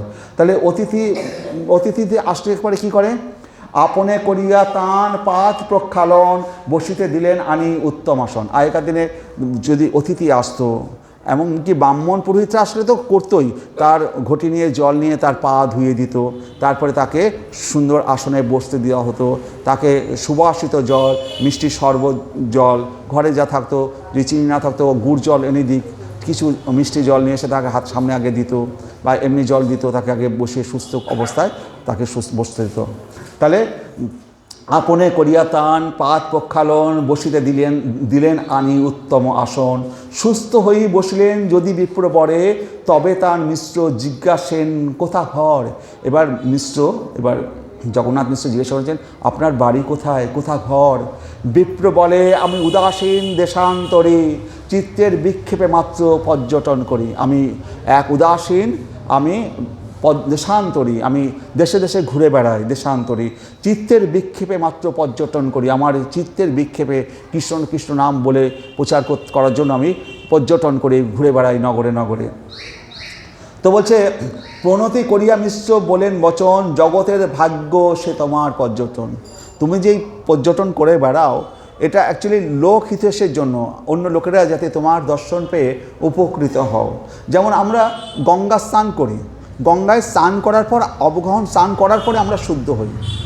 আর যদি আমরা মহাকুম্ভে যাই, সেই মহাকুম্ভেতেও আমরা স্নান করছি, কিন্তু তার থেকে মহাকুম্ভের বড় স্নান কি? যদি সেখানে সাধু বৈষ্ণবদের দর্শন করি। গঙ্গায় স্নান করলে পুণ্য হয়, আর সাধু বৈষ্ণবদের দর্শন করলে পুণ্য হয়। যেখানে গঙ্গায় ডুব দিতে হয়, সেখানে সাধু বৈষ্ণবদের ওখানে ডুব দেওয়ার দরকার নেই, তাদেরকে দূর থেকে দর্শন করলেই তার গঙ্গা স্নানের মতো ফল তাকে পাওয়া যায়। তো এটাই বলছে যে তুমি যে এইরকম পর্যটন করে বেড়াও, এটা হচ্ছে কি আছে? প্রণতি করিয়া মিশ্র বলেন বচন, জগতের ভাগ্যে সে তোমার পর্যটন। বিশেষত আজি আমার পরম সৌভাগ্য, আজ্ঞা দেহ রন্ধনের করি গিয়া কার্য। আজকে তুমি আমার ঘরে এসছো, এটা আমার পরম সৌভাগ্য, তুমি একটু আজ্ঞা দাও, আমি তোমার রন্ধনের ব্যবস্থা করি। বিপ্র বলে, কর মিশ্র যে তোমার ইচ্ছা, হরিষে করিলা মিশ্র দিব্য উপহার। সেই সময় কি হতো? এই সমস্ত ব্রাহ্মণেরা কারোর হাতে রাঁধা খেত না, নিজেরাই রান্না করে খেত। তো বিপ্র কি জগন্নাথ মিশ্র কী করলেন, তার ঘরে উঠোনে যে আলাদা রান্নার একটা জায়গা রাখা থাকে ব্রাহ্মণদের জন্য, সেখানে কাঠ যাতে রান্না করতে লাগে, তারপরে চাল ডাল মশলাপত্র জাল যা রান্না করতে লাগে সব কিছু এনে গুছিয়ে দিলে পরে তাহলে ব্রাহ্মণটা নিজে হাতে রান্না করে প্রসাদটা নিতে পারবে। রন্ধনের স্থান উপোস করি, রন্ধনের স্থানটা ভালো করে ধুয়ে মুছে আগে গোবর জল দিয়ে ধুয়ে দেওয়া হতো, গোবর আর আপনার গরুর গোমূত্র দিয়ে ধুয়ে দেওয়া হতো। হ্যাঁ, আগেকার দিনে সব তো মাটির বাড়িই ছিল। আজ থেকে এটা তো বলছি 500 বছর আগের ঘটনা। হরে কৃষ্ণ। তাহলে রন্ধনের স্থান উপোস করি ভালো মতে দিলেন সকল সহ্য রন্ধন করিতে, সন্তোষে ব্রাহ্মণ বর করিয়া রন্ধন বসিলেন কৃষ্ণেরে করিতে নিবেদন, সর্বভূত অন্তর্যামী শ্রী শচীনন্দন মনে আছে বিপ্রীরে দীপেন দর্শন। এই নিমাই তো আজকে এই ব্রাহ্মণকে নিয়ে এসছে, আর নিমায়ের আজকে একটা উদ্দেশ্য আছে, এই বিপ্রকে আজকে দর্শন দেবেন। বিপ্র কৃষ্ণ কৃষ্ণ করে ঘুরে বেড়ায়, কৃষ্ণকে খুঁজে বেড়ায়, আজকে মহাপ্রভু ওকে দর্শন দেবেন বলেই তো নিয়ে এসছে আজকে বাড়িতে।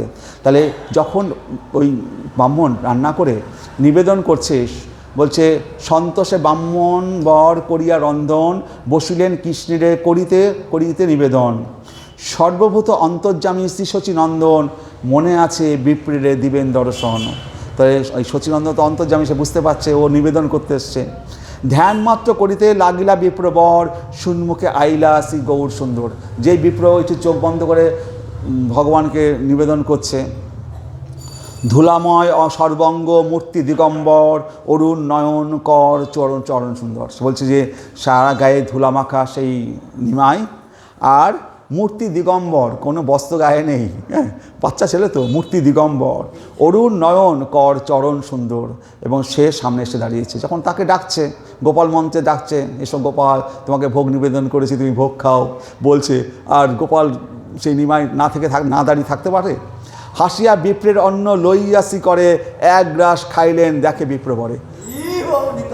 নিমাই এসেই সেই অন্ন থেকে এক গ্রাস তুলে মুখে খাচ্ছে, আর বিপ্রের চোখ খুলে দেখছে যে হাসিয়া বিপ্রের অন্ন লইয়াসি করে এক গ্রাস খাইলেন দেখে বিপ্র বরে। বিপ্র বলতেছে নিমাই এক গ্রাস অন্ন তুলে খাচ্ছে। হায় হায় করি ভাগ্যবস্তু বিপ্রটাকে অন্ন চুরি করিলে চঞ্চল বালকে। হায় হায় দেখো কি অবস্থা, চঞ্চল বালক কিনা আমার ভোগ্যবস্তু অন্ন ভোগ করে নিল। আসিয়া দেখেন জগন্নাথ মিশ্র বর ভাত খায় হাসে প্রভু শ্রী গৌর সুন্দর। জগন্নাথ মিশ্র দৌড়ে এসে দেখছে যে মানে প্রভু নিমাই ভাত খাচ্ছে আর হাসছে। তো ক্রোধে মিশ্র ধাইয়া যায়েন মারিবারে সম্ভ্রমে উঠিয়া বিপ্র ধরিলেন করে। তো ক্রোধে জগন্নাথ মিশ্র নিমাইকে মারতে যাচ্ছে, আর ওই বিপ্র ওই তাত্ত্বিক ব্রাহ্মণ সে দৌড়ে গিয়ে জগন্নাথ মিশ্রকে জাপটে ধরেছে। বিপ্র বলে মিশ্র তুমি বড় দেখি আর্য। সেই তাত্ত্বিক ব্রাহ্মণ বলছে জগন্নাথ মিশ্রকে, দেখছি তুমি বড় আর্য, তুমি অনেক বড় পণ্ডিত হয়ে গেছো, কোন জ্ঞান বালকেরে মারিয়া কি কার্য? তোমার কি দরকার এই বালককে মারার? আর কোন জ্ঞান, এই বালকের কি জ্ঞান আছে? যদি জানতো এটা খাওয়া উচিত না তাহলে সে খেত না। তো বালকের তো কোনো জ্ঞান নেই, আর তুমি কত বড় পণ্ডিত হয়েছো, তুমি এই বালককে মারতে যাচ্ছ? ভালো মন্দ জ্ঞান যার থাকে মারি তারে, যার ভালো মন্দ বিচার থাকে তাকে মারা যায়। হ্যাঁ, ভালো মন্দ জ্ঞান যার থাকে মারি তারে, আমার শপথ যদি মারো ওহারে। যার ভালো মন্দ জ্ঞান আছে তাকে তুমি মারো। তো কৌরব রাজসভায় এরকম একটা ঘটনা ঘটেছিল, যখন একটা অন্যায় করেছে, একটা ব্রাহ্মণ অন্যায় করেছে, একজন ক্ষত্রিয় অন্যায় করেছে, একজন বৈশ্য অন্যায় করেছে, একই অন্যায় তিনজন করেছে। তো প্রথমে দুর্যোধনকে বলেছে এদের শাস্তি কী হবে। তখন দুর্যোধন বললো এই তিনজনকে ফাঁসি দিয়ে দাও। দুর্যোধনের তো ওই রকম বুদ্ধি। তখন বিদুর বলল না, তো দুর্যোধনের বড় ভাই তো যুধিষ্ঠির, ওর বিচারটাও শোনা যাক, ও কী বলে। তখন যুধিষ্ঠির তখন বিচার দিচ্ছে, যে বলছে যে ক্ষত্রিয় বৈশ্য এদের জ্ঞান ব্রাহ্মণের থেকে কম, তো এদের শাস্তিটা কম হওয়া উচিত। আর ব্রাহ্মণ তো পণ্ডিত মানুষ, সে জেনে শুনে এই বড় অন্যায়টা করেছে, তাহলে ওর শাস্তিটা বেশি হবে। সেই এখানেও সেরকমই ব্যাপার আর কি, যদি জ্ঞান থাকে যে জেনে শুনে তুমি অন্যায় করেছো, তো তাহলে তোমার শাস্তি বেশি হবে। যখন যে জানেই না, যেমন আমাদের ভগবানকে বাম দিকে রেখে আমাদের ছেলেদেরকে পুরো সাষ্টাঙ্গে প্রণাম করতে হয়, মেয়েদেরকে হাঁটু গেড়ে প্রণাম করতে হয়। তো আপনি জানেন অনেকে আসে, কেউ এমনি প্রণাম করে চলে যাচ্ছে, কেউ বাম দিকে না রেখে অন্যদিকে প্রণাম করে যাচ্ছে। তো ওরা জানে না, ওদের কোনো দোষ নাই। যে জানে সে যদি অন্যায় করে তাহলে দোষ হবে, হ্যাঁ ঠিক না? তো আমরা যখন জানি আমাদের সেই নিয়ম মানতে হবে। যতক্ষণ আমরা জানতাম না আমরাও পালন করিনি। তো মন্দিরে তো অনেকেই আসে, অনেকেই জানে না, সুতরাং তাদের কোনো দোষ নেই। তারা যেমন তারা ছোটোবেলা থেকে শিখেছে সেরকম করছে। হ্যাঁ ঠিক আছে, হ্যাঁ তার আস্তে আস্তে যখন সে জানতে পারবে সে তখন করবে। হ্যাঁ সে তো আমাদের কোনো তার কৃপা হয়নি তখনও। হরে কৃষ্ণ। কী হচ্ছে? ঠিক আছে, এবার হরে কৃষ্ণ। বিপ্র বলে, মিশ্র তুমি বড় দেখে আজ্য, কোন জ্ঞান বালকের মারিয়া কি কার্য? ভালো মন্দ জ্ঞান যার থাকে মারি তারে, আমার শপথ যদি মারহ ওহারে। দুঃখে বসিলেন মিশ্র হস্ত দিয়া শিরে, মাথা নাহি তোলে মিশ্র বচন নাশ পড়ে। এবার দুঃখে জগন্নাথ মিশ্র গালে হাত দিয়ে বসে পড়েছে, লজ্জায়। ছেলে এরকমভাবে প্রসাদ খেয়ে নিচ্ছে, সত্যি তো বাবার লজ্জা লাগবে। বিপ্র বলে, মিশ্র দুঃখ না ভাবিও মনে, যেদিন যে হবে তাহা ঈশ্বর সে জানে। আজকে তুমি এত দুঃখ করছো কেন? আর কার কোন দিন মুখে অন্ন আছে কি না আছে ঈশ্বর জানে। আজকে হয়তো আমার ভাগ্যে অন্ন নেই, তাই আমি আজকে খেতে পারিনি, তুমি কেন দুঃখ করছো? ফলমূল আদিকে যেসব থাকে তোমার, আনি দেহ আজি তাহা করিব আহার। তোমার ঘরে যদি ফলমূল কিছু থাকে তাই এনে দাও, আমি তাই গ্রহণ করব। মিশ্র বলে, মোরে যদি থাকে ভিত্ত জ্ঞান, আর বার পাক করো করি দেও স্নান। যদি আমাকে ভিত্ত দাস মনে করো, তুমি আর একবার দয়া করে তুমি রান্না করো। গৃহে আছে রন্ধনের সকল সম্ভার, পুনঃ পাক করো তবে সন্তোষ আমার। যদি আরেকবার তুমি রান্না করো ভগবানের জন্য, তাহলে আমার মনে আনন্দ হবে। বলিতে লাগিলা যত ইষ্ট বন্ধুগণ, আমার সভা চাহি তবে করো রন্ধন। সবার দিকে তাকিয়ে তুমি আরেকবার রন্ধন করো। তো বিপ্র বলে, যেই ইচ্ছা তোমার সবাকার, করিব রন্ধন সর্বথায় পুনর্বার। বিপ্র বলছে, যখন তোমার যা ইচ্ছা, তো সেই মতো ইচ্ছা অনুসারে আমি আরেকবার রান্না করব। তোমরা যেমন সবাই চাইছো। হরিষ্য হইল সবে বিপ্রের বচনে, স্থান উপোস কারিলেন সবে ততক্ষণে। তখন আবার রান্নার জায়গাটা আবার ধুয়ে মুছে পরিষ্কার করে দেওয়া হলো, আবার রান্না করা হবে। রন্ধনের সজ্জ আনি দিলেন তরিতে, চলিলেন বিপ্রবর রন্ধন করিতে। সবেই বলেন শিশু পরম চঞ্চল, আর বার পাছে নষ্ট করে সকল। রন্ধন ভোজন বিপ্র করেন যাবৎ, আর বাড়ি লয়ে শিশু রাখো তাবৎ। এইবার যাতে শিশুটা নিমাই আর দুষ্টুমি না করতে পারে, সেই জন্য বললো যে নিমাইকে পাশের বাড়িতে নিয়ে যাওয়া হোক। তো সচিমাতা কোলে করে পাশের বাড়িতে নিয়ে গেলেন, যাতে নিমাই এসে আবার এই দুষ্টমি নাটা করে। তাহলে রন্ধন ভোজন বিপ্র করেন যাবৎ, আর বাড়ি লয়ে শিশু রাখো তাবৎ। অন্য বাড়িতে গিয়ে রাখো। তবে শচীদেবী পুত্রে কোলেতে করিয়া, চলিলেন আর বাড়ি প্রভুরে লইয়া। সব নারীগণ বলে, শুনোরে নিমাই, এই মতো করিয়া কি বিপ্রের অন্ন খাই? এবার ওইখানে সমস্ত নারীরা তখন হাসাহাসি করে বলছে, নিমাই তুমি কি করেছো? তুমি কিনা এক ব্রাহ্মণের অন্ন খেয়েছো। হাসিয়া বলেন প্রভু শ্রীচন্দ্র বদনে, সব হ্যাঁ, হাসিয়া বলেন প্রভু শ্রীচন্দ্র বদনে, আমার কি দোষ? বিপ্র ডাকিলা আপনে। আমার কো দোষ? বিপ্র তো আমাকে ডেকেছে, তাই তো আমি গিয়ে অন্ন খেয়েছি।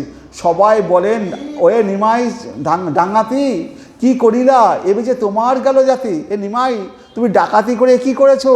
তোমার তো জাত চলে গেল। তুমি কোন ব্রাহ্মণের অন্ন খেলে তুমি তো সেটা জানো না। কোথাকার ব্রাহ্মণ, কোন কুল, কি বা চিনে, তার ভাত খাই জাতি রাখিলা কেমনে? তুমি কে ব্রাহ্মণ, কোন কুলে, তার কি জাতি না জেনে তুমি তার ভাত খেলে, তোমার জাতি তুমি কি করে রাখবে? হাসিয়া কহেন প্রভু, আমি যে গোয়াল, ব্রাহ্মণের অন্ন আমি খাই সর্বকাল। ব্রাহ্মণের অন্নে কি গোপালের জাতি যায়, গোপের জাতি যায়? এত বলি হাসিয়া সবারে প্রভু চায়। বলছি যে আমি তো গোয়াল, বৃন্দাবনের আমি তো গোয়াল, ব্রাহ্মণের অন্ন তো খেয়েই তো আমি চিরকাল বড় হই। আর হচ্ছে ব্রাহ্মণের অন্ন খেলে কি গোপের জাতি যায়? গোপের জাতি যায় না। ব্রাহ্মণের অন্নে কি গোপের জাতি যায়? এত বলি হাসিয়া সবারে প্রভু চায়। এই বলে প্রভু সবার দিকে হাসি হেসে যাচ্ছে। তো ওরা ভাবছে যে বাচ্চা ছেলে উল্টোপাল্টা বলছে, ওদের তো সেই জ্ঞান নেই। এই যে স্বয়ং শ্রীকৃষ্ণ ব্রজের। হাসিয়া কহেন প্রভু, আমি যে গোয়াল, ব্রাহ্মণের অন্ন আমি খাই সর্বকাল। ব্রাহ্মণের অন্নে কি গোপের জাতি যায়? এত বলি হাসিয়া সবারে প্রভু চায়। ছলে নিজ তত্ত্ব প্রভু করেন ব্যাখ্যান, তথাপি না বুঝে কেহ হেন মায়াতান। সবাই হাসেন শুনি প্রভুর বচন, বক্ষ হইতে এড়িতে কাহরও নাই মন। সবাই কোলে কোলে গোপালকে নিয়ে ঘুরে বেড়াচ্ছে। সেই বিপ্র পুনর্বার করিয়া রন্ধন, লাগিলেন বসিয়া করিতে নিবেদন। ধ্যানে বাল গোপাল ভাবেন বিপ্রবর, জানিলেন গৌরচন্দ্র চিত্তের ঈশ্বর। আবার সেই বাল গোপালের মন্ত্র পড়ে যখন ডাকছে গোবিন্দকে, যে প্রসাদ নিবেদন করছে, তখন ওদিকে নিমাই তো জানতে পারছে, তাই বলছে ধ্যানে বালগোপাল ভাবেন বিপ্রবর, জানিলেন গৌরচন্দ্র চিত্তের ঈশ্বর। মহিয়া সকল লোক অতি অলক্ষিতে আইলেন বিপ্রস্থানে হাসিতে হাসতে। সবাইকে মোহিত করে দিয়ে নিমাই চলে আসলো আবার সেই বিপ্রের সামনে। অলক্ষিতে এক মুষ্টি অন্ন লইয়া করে, খাইয়া চলিলা প্রভু দেখে বিপ্রবরে। বিপ্রবর যেই চোখ খুলেছে দেখছে এক মুষ্টি অন্ন নিয়ে নিমাই খেতে খেতে চলে যাচ্ছে। হাই হাই করিয়া উঠিল বিপ্রবর, ঠাকুর খাইয়া ভাত দিল এক রর। সম্ভ্রমে উঠিয়া মিশ্র হাতে বাড়ি লইয়া, ক্রোধে ঠাকুরের লইয়া যায় ধাইয়া। তখন রাগে ক্রোধে সেই জগন্নাথ মিশ্র হাতে লাঠি নিয়ে নিমাইকে মারতে ছুটছে। মহা ভয়ে প্রভু পালাইল এক ঘরে, ক্রোধে মিশ্র পাছে ডাকি তজ্জগজ্জ করে। এই নিমাই তখন ভয় পেয়ে জগন্নাথ মিশ্রের ভয়ে এক ঘরের মধ্যে গিয়ে পালিয়েছে। আর বাইরে থেকে তজ্জগজ্জ করছে, জগন্নাথ মিশ্র বেরিয়ে আয়, তোকে আমি মারবো। মিশ্র বলে আজি দেখো করো তোর কার্য, তোর মতে পরম অবোধ আমি আর্য। কোন ঘরে এরকম একটা ছেলে আছে? হেন মহা চোর শিশু কার ঘরে আছে? এত বলি ক্রোধে মিশ্র ধাই প্রভু পাছে। এরকম চোর কার ঘরে আছে এই বলে মিশ্র ছুটে যেতে চায়। সবে ধরিলেন যত্ন করিয়া মিশ্র যাতে মারতে না পারে, সবাই মিলে জগন্নাথ মিশ্রকে জড়িয়ে ধরেছে। মিশ্র বলে এরো আজই মারিব উহারে, আমাকে ছেড়ে দাও, আমি ওকে মারবো। সবাই বলেন মিশ্র তুমি তো উদার, মিশ্র তুমি তো উদার, তুমি তো পণ্ডিত, উহারে মারিয়া কোন সাধুত্ব তোমার? ওকে মেরে তোমার কি সাধুত্ব হবে? ভালো মন্দ জ্ঞান নাহি উহার শরীরে, পরম অবোধ যে এমন শিশু মারে। মারিলেই কোন বা শিখিবে হেন নয়, স্বভাবেই শিশুর চঞ্চল মতি হয়। তাহলে ভালো মন্দ যার জ্ঞান নেই আর সে তো পরম অবোধ, আর যে এমন শিশু মারে, আর মারলেই কি ওর জ্ঞান সব ফিরে আসবে? আর সব শিশুর স্বভাবেই চঞ্চলতা, স্বভাবেই শিশুর চঞ্চল মতি হয়। আথে ব্যথে আসে এই সেই তার তৈত্বিক ব্রাহ্মণ, মিশ্রের ধরিয়া হাতে বলেন বচন। তখন এই তৈত্বিক ব্রাহ্মণ তখন মিশ্রর জন্মের হাত ধরে বলল, বালকের নাহি দোষ শুনো মিশ্র রায়, যেদিন যে হবে তা হইবার চায়। বালকের মিশ্র নেই, সব তো ঈশ্বরের দ্বারা সমস্ত কিছু ঘটন পটিও সে তিনি ঘটাচ্ছেন। তো আজ আমার অন্ন মুখে পেটে নেই, মুখে নেই, তাই হচ্ছে না, তো ভগবান লীলা করছে, সুতরাং অত দুঃখ পেও না। আজই কৃষ্ণ অন্ন নাহি লিখেন আমারে, সবে এই মর্ম কথা কহিল তোমারে। দুঃখে জগন্নাথ মিশ্র নাহি তোলে মুখ, মাথা হেট করিয়া ভাবেন মনে দুঃখ। যেমন জগন্নাথ। এইবার এই সময়ে বিশ্বরূপ মানে নিমাইয়ের বড় ভাই, সে তখন বাড়িতে ঢুকেছে। হেনই সময়ে বিশ্বরূপ ভগবান সেই স্থানে আইলেন মহা জ্যোতির্ধাম। এই বিশ্বরূপ বিরাট বড় পণ্ডিত ছিলেন, হ্যাঁ, অল্প বয়সেও সেই নিমাইয়ের মতোই পণ্ডিত ছিলেন। সেও অদ্বৈত আচার্যের কাছ থেকে শিক্ষা দীক্ষা নিয়েছে। এবং যারা বড় পণ্ডিত, যাদের এত বেশি জ্ঞান থাকে না, তাদের মধ্যে একটা দিব্য ভাব থাকে। আর বিশ্বরূপ এমনিতে অপূর্ব দেখতে সুন্দর, এবং তাকে দেখলে সবাই মুখের দিকে তাকিয়ে থাকবে, এত সুন্দর বিশ্বরূপ দেখতে। তো সর্ব অঙ্গে নিরূপম লাবণ্যের সীমা, চতুর্দশ ভুবনেও নাহিক উপমা। স্কন্ধে যজ্ঞসূত্র ব্রহ্ম তেজ মূর্তিমন্ত, মূর্তিভেদে জন্মিলা আপনি নিত্যানন্দ। মূর্তিভেদে এই জন্য বলরামেরই এক অংশ এই নিত্যানন্দ, এই বিশ্বরূপ। সর্বশাস্ত্রের অর্থ সদা স্ফুরয়ে জিহ হয়, তার মুখ দিয়ে সর্বশাস্ত্রের অর্থ মুখ দিয়ে বেরোয়। মুগ্ধ হইয়া একদৃষ্টে চাহে ঘন ঘন, এবং মুগ্ধ হয়ে সে এক দৃষ্টে চাচ্ছে। তো এবার সর্বশাস্ত্রের অর্থ সদা স্ফুরয়ে জিহ্বায়, কৃষ্ণ ভক্তি ব্যাখ্যা মাত্র করয়ে সদায়। দেখিয়া অপূর্ব মূর্তি তৈত্বিক ব্রাহ্মণ, মুগ্ধ হইয়া এক দৃষ্টে চাহে ঘন ঘন। ওই যে তৈত্বিক ব্রাহ্মণ যে বারবার রান্না করছিল, সে এবার বিশ্বরূপকে দেখে অবাক হয়ে যাচ্ছে, এত সুন্দর ছেলেটা, এত সুন্দর তার দিব্য ভাব, কপালে তার তিলক কাটা, এবং এত সুন্দর জ্যোতির্ময় পুরুষ, এরকম বালক আগে তো কোনো দিন দেখিনি। বারবার তার দিকে তাকাচ্ছে। দেখিয়া অপূর্ব মূর্তি তৈত্বিক ব্রাহ্মণ, মুগ্ধ হইয়া একদৃষ্টে চাহে ঘন ঘন। বিপ্র বলে কার পুত্র এই মহাশয়, সবাই বলেন এই মিশ্রের তনয়, এই জগন্নাথ মিশ্রের বড় ছেলে। শুনিয়া সন্তোষী বিপ্র কইলা আলিঙ্গন, বিপ্র তখন আলিঙ্গন করলো, ধন্য পিতামাতা যার এহেন নন্দন। এইরকম ছেলের যার বাবা মা তারা খুবই ধন্য। বিপ্রেরে করিয়া বিশ্বরূপ নমস্কার, বসিয়া কহেন কথা অমৃতের ধার। শুভ দিনে তার মহাভাগ্যের উদয় হয়, তুমি হেন অতিথি যাহার গিয়ে হয়। তখন এই বিশ্বরূপ, এবার বিশ্বরূপ তো খুব পণ্ডিত, সে মিষ্টি মিষ্টি কথা বলতে ভালো পারে। তাহলে শুভ দিনে তার মহাভাগ্যের উদয়, তুমি হেন অতিথি যাহার গিয়ে হয়। এই আমার পিতার গৃহে তুমি আজকে এসছো, এমন লোক ব্রাহ্মণ তুমি যার গৃহে তুমি যাও তার আজকে শুভ, তার ভাগ্যের উদয় হয়। জগৎ সদিতে সে তোমার পর্যটন, আত্মানন্দে পূর্ণ হই করহ ভ্রমণ। তুমি জগৎকে শোধন করার জন্য তুমি পর্যটন করে বেড়াও। ভাগ্য বড় তুমি হেন অতিথি আমার, অভাগ্য বা কী কহিব উপাস তোমার। তো আমাদের বড় ভাগ্য তুমি আমাদের অতিথি হয়েছ, কিন্তু আমাদের অভাগ্য, আমাদের ভাগ্যহীন আমরা যে তুমি এখন উপোস করে রয়েছ। তুমি উপবাস করি থাকো যার ঘরে, সর্বদা তাহার অমঙ্গল ফল ধরে। তুমি যদি উপবাস করে আমাদের ঘরে থাকো তাহলে এই ঘর সমস্ত অমঙ্গল হয়ে যাবে, অমঙ্গল ফল ধরে। হরিশ পাইনু বড় তোমার দর্শনে, বিষাদ পাইনু বড় এসব শ্রবণে। আমি খুব হরিশ আনন্দিত হয়েছি যে তুমি আমাদের গিয়ে এসছো, কিন্তু খুব দুঃখ পাচ্ছি যে তুমি এখনও প্রসাদ গ্রহণ করা তোমার সুযোগ হয়নি। আমার ছোট ভাই নিমাই বারবার তোমার অন্ন খেনেছে। বিপ্র বলে কিছু দুঃখ না ভাবিও মনে, ফলমূল কিছু আমি করিব ভোজনে। বনবাসী আমি অন্ন কোথা বা পাই, প্রায় আমি বনে ফলমূল মাত্র খাই। আমি তো বনবাসী, রাস্তাঘাটে ফলমূল খেয়েই তো থাকি। আর অন্ন কদিন জোটে, কখনো জোটে না। কদাচিৎ কোনো দিবসে বা খাই অন্ন, সেও যদি নির্বিরোধে হয় উপসন্ন। কি যেন সন্তোষ পাইলাম তোমা দর্শনে, তাহাতেই কোটি কোটি করিল ভোজনে। আজকে তোমাকে দর্শন করে যেন আমার অনেক ভোজন হয়ে গেছে। ফলমূল নৈবেদ্য যে কিছু থাকে ঘরে, তাহা আনো গিয়া আজি করিব আহারে। তোমার ঘরে যে ফলমূল আছে, হে বিশ্বরূপ তুমি তাই এনে দাও, আজকে আমি তাই ভোজন করব। বিশ্বরূপ বলেন বলিতে বাসি ভয়, সহজে করুণা সিন্ধু তুমি মহাশয়। বিশ্বরূপ বলছে আমি বলতেও ভয় পাচ্ছি, তুমি তো করুণা সিন্ধু, তুমি মহাশয়। পরদুঃখে কাতর স্বভাব সাধুজন, পরের আনন্দে সে বাড়ায় অনুক্ষণ। এতে আপনে যদি নিরালস্য হইয়া কৃষ্ণের নৈবেদ্য করো রন্ধন করিয়া, তবে আজি আমার গোষ্ঠীর যত দুঃখ সকল ঘুচয়ে পায় পরম আনন্দ। বলছে বিশ্বর বলল যদি তুমি দয়া করে একটু অন্ন আবার রান্না করো তাহলে আমরা সকলে আনন্দ পাই। বিপ্র বলে রন্ধন করিল দুইবার, তথাপিও কৃষ্ণ না দিলেন খাইবার। দুইবার রান্না করলাম তবু কৃষ্ণ আমাকে খেতে দিল না। তৈ বুঝিলাম আজি নাহি লিখন, কৃষ্ণ ইচ্ছা নাহি কেনে করহ যতন। কোটি ভক্ষ দ্রব্য যদি থাকে নিজ ঘরে, কৃষ্ণ আজ্ঞা হইলে সে খাইবারে পারে। যদি ঘরে কোটি কোটি অন্নও থাকে, যদি কৃষ্ণ কৃপা না করে সে খাবার মুখে উঠানো যায় না। যেদিন কৃষ্ণের যারে লিখন না হয়, কোটি যত্ন করুক তথাপি সিদ্ধ নয়। নিশা দেড় প্রহর দুইও বা যায়, ইহাতে কি আর পাক করিতে জুয়ায়।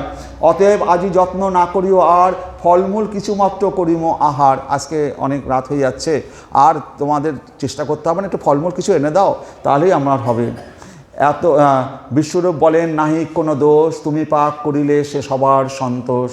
কোনো দোষ নেই, তুমি যদি আবার একবার রান্না করে করো তাহলে আমরা সবাই আনন্দিত হব। এই এত বলে বিশ্বরূপ ধরিলা চরণ, সাধিতে লাগিল সবে করিতে রন্ধন।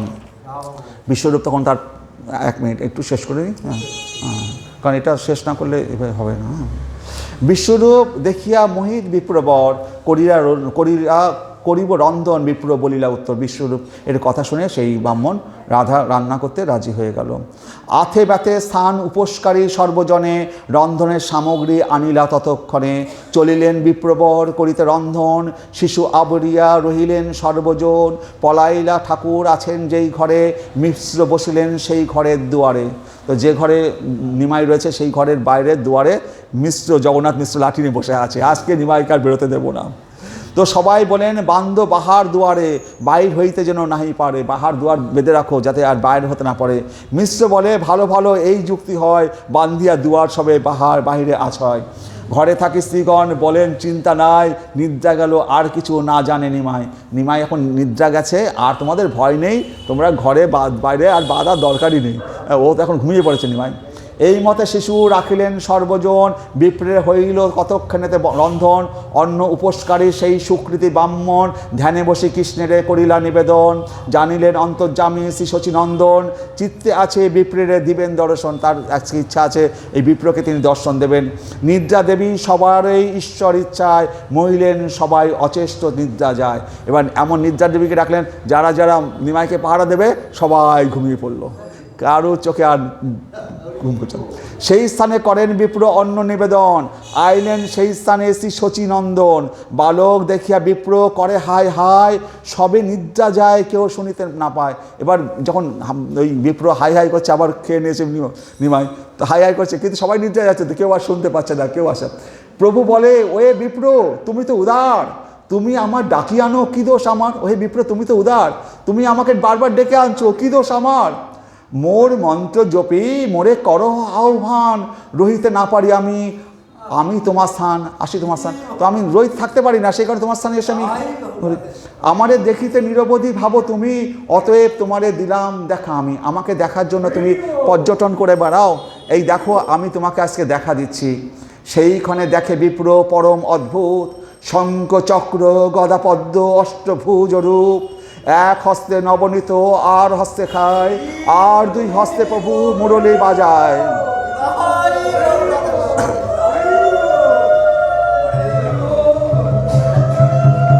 সেইখানে দেখে বিপ্র পরম অদ্ভুত, শঙ্খ চক্র গদা পদ্ম অষ্টভুজ রূপ, এক হস্তে নবনীত আর হস্তে খায়, আর দুই হস্তে প্রভু মুরলী বাজায়। শ্রীবৎস কৌস্তব বক্ষে শোভে মণিহার, সর্ব অঙ্গে দেখে রত্নময় অলঙ্কার, নবগুঞ্জা বেড়া শিখিপুচ্ছ শোভে শিরে, চন্দ্রমুখে অরুণ অধর শোভা করে, হাসিয়া দোলায় দুই নয়ন কমল, বৈজন্তী মালা দোলে মকর কুণ্ডল, চরণার বিন্দে শোভে শ্রীরত্ন নূপুর, নখমণি কিরণে তিমির গেল দূর। তো বলছে যে শ্রীবৎস কৌস্তব বক্ষে শোভে মণিহার, সর্ব অঙ্গে দেখে রত্নময় অলঙ্কার, নবগুঞ্জা বেড়া শিখি পুচ্ছ শোভে ছিঁড়ে, চন্দ্রমুখে অরুণ অধর শোভা করে, হাসিয়া দোলায় দুই নয়ন কমল, বৈজন্তী মালা দোলে মকর কুণ্ডল, চরণার বিন্দে শোভে শ্রীরত্ন নূপুর, নখমণি কিরণে তিমির গেল দূর। অপূর্ব কদম্ব বৃক্ষ দেখে সেই স্থানে, বৃন্দাবনে দেখে নাথ করে পক্ষীগণে, গোপ গোপী গাভীগণ চতুর্দিকে দেখে, যাহা ধ্যান করে তাই দেখে পরফেকে। অপূর্ব ঐশ্বর্য দেখি সুকৃতি ব্রাহ্মণ, আনন্দে মূর্ছিত হইয়া পড়িলা তখন। তো এই যে ব্রাহ্মণ বৃন্দাবনের গোপীদের কথা চিন্তা করত, সেই সমস্ত কদম্ব বৃক্ষ, সেইখানে বৃন্দাবনে যে শ্রীকৃষ্ণ দাঁড়িয়ে আছে, সমস্ত দর্শন দিচ্ছেন আজকে আজ সেই নিমাই তাকে। তো সেই দর্শন করে সেই মূর্ছিত হয়ে পড়ে গেছে সেই তৈত্বিক ব্রাহ্মণ। করুণা সমুদ্র প্রভু শ্রী গৌর সুন্দর শ্রীহস্ত দিলেন তার অঙ্গের উপর, তারকে যখন মূর্ছিত তার গায়ে হাত স্পর্শ করেছে, শ্রীহস্ত পরশে বিপুর পাইল চেতন, আনন্দে হইল জড় নাশ করে বচন। পুনঃ পুনঃ মুচ্ছামি বিপ্র যায় ভূমিতলে, পুনঃ উঠে পুনঃ পরে মহাকৌতূহলে, কম্প শ্বেত পুলকে শরীর স্থির নহে, নয়নের জলে যেন গঙ্গা নদী বহে। ক্ষণেক ধরিয়া বিপ্র প্রভুর চরণ, করিতে লাগিলা উচ্চেও রবেতে ক্রন্দন। দেখিয়া বিপ্রের আত্মী শ্রী গৌর সুন্দর, হাসিয়া বিপ্রের কিছু করিলা উত্তর। প্রভু বলে, শোনো শোনো ওয়ে বিপ্রবর, অনেক জন্মের তুমি আমার কিঙ্কর। হে বিপ্র, তুমি বহু বহু জন্মের আমার কিঙ্কর, আমার দাস, নিরবধি ভাবো তুমি দেখিতে আমার, অতএব আমি দেখা দিলাম তোমার। তুমি সবসময় আমার দর্শন করতে চাও, আজ তাই আমি তোমাকে দর্শন দিলাম। আর জন্মে এইরূপ নন্দগৃহে আসি, দেখা দিলু তোমারে না স্মর তাহা তুমি। এইরূপভাবে তুমি একসময় নন্দের গৃহে, সেই বৃন্দাবনে নন্দের গৃহে এসেছিলে। যবে আমি অবতীর্ণ হইলাম গোকুলে, সেই জন্মে তুমি তীর্থ করো কৌতূহলে। দৈবে তুমি অতিথি হইলা নন্দ ঘরে, এই মতো তুমি অন্ন নিবেদ আমারে। তাহাতেও এই মতো করিলা কৌতুক, খাই তোর অন্ন দেখাইল এইরূপ। এতে আমার তুমি জন্মে জন্মে দাস, দাস বিনু অন্য মরে না দেখে প্রকাশ। তুমি তো আমার জন্মে জন্মের দাস, তাই আমি তোমাকে প্রকাশ দেখাচ্ছি। কইলাম তোমার এ সব গোপ্য কথা, কারো স্থানে ইহা নাই কইবা সর্বথা। এই গোপন কথা তুমি কাউকে বলবে না যে আমি নিমাই একটা বাচ্চা ছেলে হয়ে এই ঘরে রয়েছি, এই গোপ্য কথা কাউকে বলবে না। যাবৎ থাকয়ে মোর এই অবতার, তাবৎ কহিলে কারে করিমু সংহার, আমি এই ঘরে রয়েছি, তুমি এটা কখনো প্রকাশ করবে না, প্রকাশ করলে আমি তাকে সংহার করে ফেলবো। কারণ কি আমার যে কর্মগুলো আছে হরিনাম সংকীর্তন পরপর ধাপে ধাপে সেগুলো হবে, তো তার আগে যদি প্রকাশ পেয়ে যায় তাহলে পরে এই সংকীর্তন যজ্ঞ যে নষ্ট হয়ে যেতে পারে। সংকীর্তন আরম্ভ আমার অবতার, করাইমু সর্বদেশে কীর্তন প্রচার, ব্রহ্মাদি যে প্রেম ভক্তি যোগে বাঞ্ছা করে, ব্রহ্মা এবং শিব এরা প্রেম ভক্তি বাঞ্ছা করে, তাহা বিলাইমু সর্বপতি ঘরে ঘরে, সেই প্রেম ভক্তি আমি নদিয়ার সর্ব ঘরে ঘরে বিলাবো। কতদিন থাকে তুমি অনেক দেখিয়া, এসব আখ্যান এবে কারে না কহিবা, হেনমতে ব্রাহ্মণের শ্রী গৌর সুন্দর কৃপা করি আশা, শিয়া গেল নিজ ঘর, পূর্ববৎ শুইয়া থাকিল শিশুভাবে, যোগনিদ্রা প্রভাবে কেহ নাই জাগে, অপূর্ব প্রকাশ দেখি সেই বিপ্রবর, আনন্দে পুণ্যিত হইল সর্বকলেবর, সর্বাঙ্গে সেই অন্ন করিয়া লেপন, কান্দিতে কান্দিয়া বিপ্র করেন ভোজন। সেই অন্নগুলো বিপ্র এবার কী হচ্ছে, খাচ্ছে আর সারা গায়ে মাখছে, তো ভগবান খেয়েছে না সেই অন্ন, নাচে গানে গায় হাসে বিপ্র, করে হুঙ্কার, জয় বালগোপাল বলয়ে বারবার, বিপ্রের হুঙ্কারে সবে পাইলা চেতন, আপনের সম্বরী বিপ্র কইলা আচমন, নির্বিঘ্নে ভোজন করেন বিপ্রবর, দেখি সবে সন্ত শৈলা বহুতর, সবারে কহিতে মনে চিন্তায় ব্রাহ্মণ, ঈশ্বর চিনিয়া সবে পাউক মোচন, ব্রহ্মা শিব যাহার নিমিত্ত কাম্য করে, হেন প্রভু অবতারী আছে এই বিপ্র ঘরে, সে প্রভুর লোক সব করে শিশু জ্ঞান, মানে সবাইকে শিশু জ্ঞান করে লোকে ভাবছে প্রভু করিয়াছে নিবারণ, এই ভয়ে আজ্ঞাভঙ্গ, ভয়ে বিপ্র কারে নাহি কয়ে, প্রভু বারণ করেছে কাউকে বলবে না। চিনিয়া ঈশ্বরে বিপ্র সেই নবদ্বীপে রহিলেন গুপ্তভাবে ঈশ্বর সমীপে, তখন থেকে সেই বিপ্র নবদ্বীপেই রইলেন, কিন্তু কখনো কখনো ভিক্ষার নাম করে তিনি সেই বিপ্রের জগন্নাথ মিশ্রের ঘরে এসে নিমাইকে একবার করে দর্শন করে করে চলে যান। বেদগপ্প এই সকল মহাচিত্র কথা, ইহার শ্রবণে কৃষ্ণ মিলয়ে সর্বদা, আদিখণ্ড কথা যেন অমৃত শ্রবণ, জয়ী শিশুরূপে ক্রীড়া করে নারায়ণ, সর্বলোক চূড়ামণি বৈকুণ্ঠ ঈশ্বর, লক্ষ্মীকান্ত সীতাকান্ত শ্রী গৌর সুন্দর, ত্রেতা যুগে হইয়া শ্রী রাম লক্ষণ, নানামতে লীলা করি বধিলা প্রাবণ, হইল দাপর যুগে কৃষ্ণ সংকর্ষণ, নানামতে করিলেন ভূভার খণ্ডন, মুকুন্দ অনন্ত যারে সর্ববেদে কয়, শ্রী চৈতন্য নিত্যানন্দ সেই সুনিশ্চয়, শ্রীকৃষ্ণ চৈতন্য নিত্যানন্দ চান্দ জানো, বৃন্দাবন দাস্তচু পদযুগ গান, হরে কৃষ্ণ কৃষ্ণ কৃষ্ণ হরে হরে, হরে রাম রাম রাম হরে হরে, হরে কৃষ্ণ কৃষ্ণ কৃষ্ণ হরে হরে, হরে রাম রাম রাম হরে হরে, হরে কৃষ্ণ কৃষ্ণ কৃষ্ণ হরে হরে, হরে রাম রাম রাম হরে হরে।